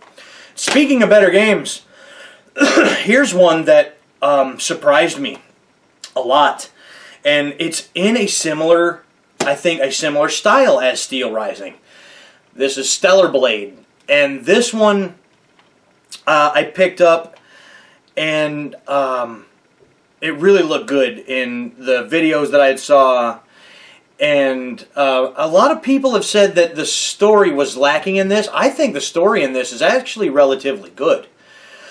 There's little details that you pick up on as you go, and then there's some revelations by the time you get to the end. And now some of the voice acting, some of the voiceover work, maybe could use some work. Kind of monotone a lot of the time. But visually, the game was stunning. And the action was fun once I finally got the hang of it a little bit. And I did enjoy the story. Again, another one influenced by Nier Automata, and just pulled it off a hell of a lot better than Steel Rising did. This was the first game in a long, long time. I did a full playthrough on stream of this, so you can see the entire playthrough on the replays if you'd like. But I finished it, and as soon as I finished it, I went to stream something else, but in the off time not streaming, I went and played this all the way through a second time. I can't even remember the last time that I played a game and immediately went back and played a second time all over again. This was able to do that for me. I really, really enjoyed Stellar Blade. It blew all of my expectations out of the water. Love that one. Next up, this one is also still sealed. We've got Stray. And my wife got this one for me. And when she bought me the PS5, she thought in a similar way I did, well, if you got the console, you got to have something to play on it. And I had mentioned this one to her on the PS4 and thought about picking it up for that and just never did. And so when she bought the PS5 for my birthday/Christmas gift, she bought Stray for me as well. But I haven't had a chance to get to it and play it. We do have 3 cats here in the house. And so I really badly want to get into this and play it. I've heard that it's really good. I think my dad played through it too and said it was really decent. So one of these days, maybe I'll finally be able to crack this one open and get to Stray and do some feline things, you know. Up next, we've got Terminator Resistance Enhanced. Now, I think I've only ever played one Terminator game in my life, and that was Terminator Salvation on the PS3. And you'll notice when I went through my PS3 collection, I don't have that one. There's a reason for that. At that time, I bought it brand new, $60, beat it in what I felt like 3 hours. The game was not good, but the movie itself, Salvation, is not great. But what I've seen of Terminator Resistance, it looks really good.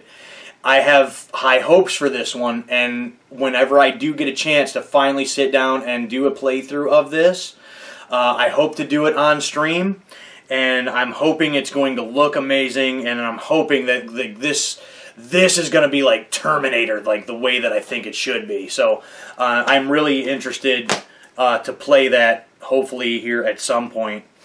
Up next is currently, as I record this video, the game that I am currently streaming that I've never played before now. The Last of Us, Part 1. I never played it on PS3. I never played the remaster on PS4.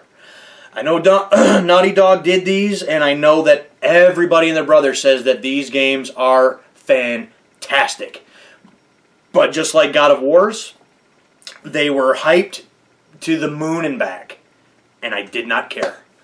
I just passed over them for the longest time. But, you know, with as much as I love Uncharted 4, the story, the writing, the characters, the interactions, the dialogue, everything is amazing. And people have told me, if you love that, you're going to love these. I think I've done maybe 4 streams on it currently as I record this. I'm enjoying it so far. So I am currently playing that one. And now for another one that I have never played, but it's on my list. And as soon as I get done with Part 1, I will be going to this one. The Last of Us Part 2 Remastered. So again, since I've never played the first one, I never played the second. But I'm doing, I guess you could say, a series playthrough of the 2 games currently. So once I finish Part 1, I will be going directly to Part 2 and continuing that story. So I'm looking forward to that. And yeah, so far I'm having fun with it. And hopefully it turns out to be as good as it's always been made out to be for me.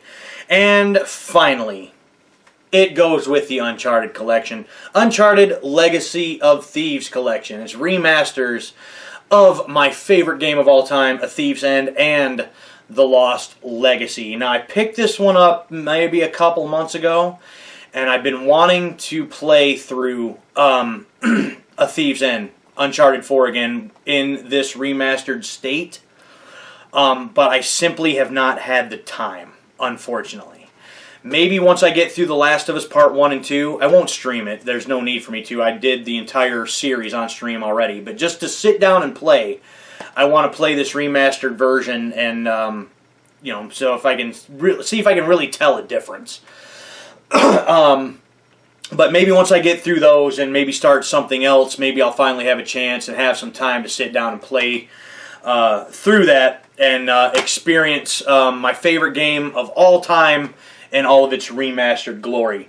So that's the console, that's the games, and that is all of them. That is the entire collection. So as far as the PS5 goes, console with the box and the 13 games, adding that all up, because of, you know, it being new, obviously, and all that, this one's one of the big ones too. This comes out to $822.06. So another one of my heavy hitters as far as my overall collection goes. Now, again, with that all being said, that is 7 PlayStation consoles amongst the 2 handhelds and the 5 other consoles. So all in all, with 7 consoles, it comes out to 148 games amongst all the PlayStation platforms. Adding up all of the different collections here amongst all the PlayStation consoles comes out to $3,978.42. So now that we've got part 1, now we're at the end of part 2. We'll take part 1's totals, add them to part 2. So overall, my entire game collection as it stands as I record this, August 24th of 2025, 13 consoles, 244 games, and a grand total of $6,844.27. So I've been collecting. Probably shortly after we opened the game shop, which again I want to do a video on, I think, at some point. So anybody who may not have seen part 1 of this collections video, my best friend and I had a small game store that we tried to do. It didn't end up working out, unfortunately, for us. But that's kind of what started my collecting habit as well during that time. So we opened that in May of 2022, so I'd have to say shortly after that I started collecting some things for myself here and there. So maybe a little over 3 years now of collecting, picking up things here and there. Again, as I said in my first part, I don't think it's necessarily a huge collection, not compared to some people anyway, but it's mine. And I add to it a little bit at a time, all the time. And that will continue to grow. I wanted to do these 2 videos first because I have picked up a good handful of games over the month of August. And I want to do an update video to show you what I got and all that. I could have just included them all in this, but I've already committed to doing a update video for the collection for the month of August, and there's still I think a game or 2 that I want to get that will still technically be in the month of August, so it'll fit in with all of those. So I still have that coming up as well. So there's an update for this collection coming in the next couple of weeks, so stay tuned for that. But that is everything. Thanks for watching. If you've made it this far, thank you very much. I know these have been lengthy. I was going to do this all in one video, and that's not going to be way too long. Then I thought about doing an individual video of each individual console, and I thought, well, this one's only got 12 games, this one's got 10 games, this one's got 13. These are going to be, they'll be too short. So I thought about breaking it up into these 2 parts, which ultimately what I did still ended up being longer than I anticipated. So if you've made it this far, I greatly appreciate you. Thank you very much. That's going to be it for this one. If you liked it, hit the like button. Subscribe to the channel if you haven't done so already so you don't miss out on any other gaming content coming to the channel, whether it's going to be game collection updates, whether it's going to be retro game hunting, whether it's going to be retro game unboxings, whether it's going to be live stream replays, or just anything in general that I feel like doing game-wise here for the channel. So, once again, thank you very much, and I appreciate you. That's it for me this time. I am D, and I'm the Grim Gamer, and I'll catch y'all next time.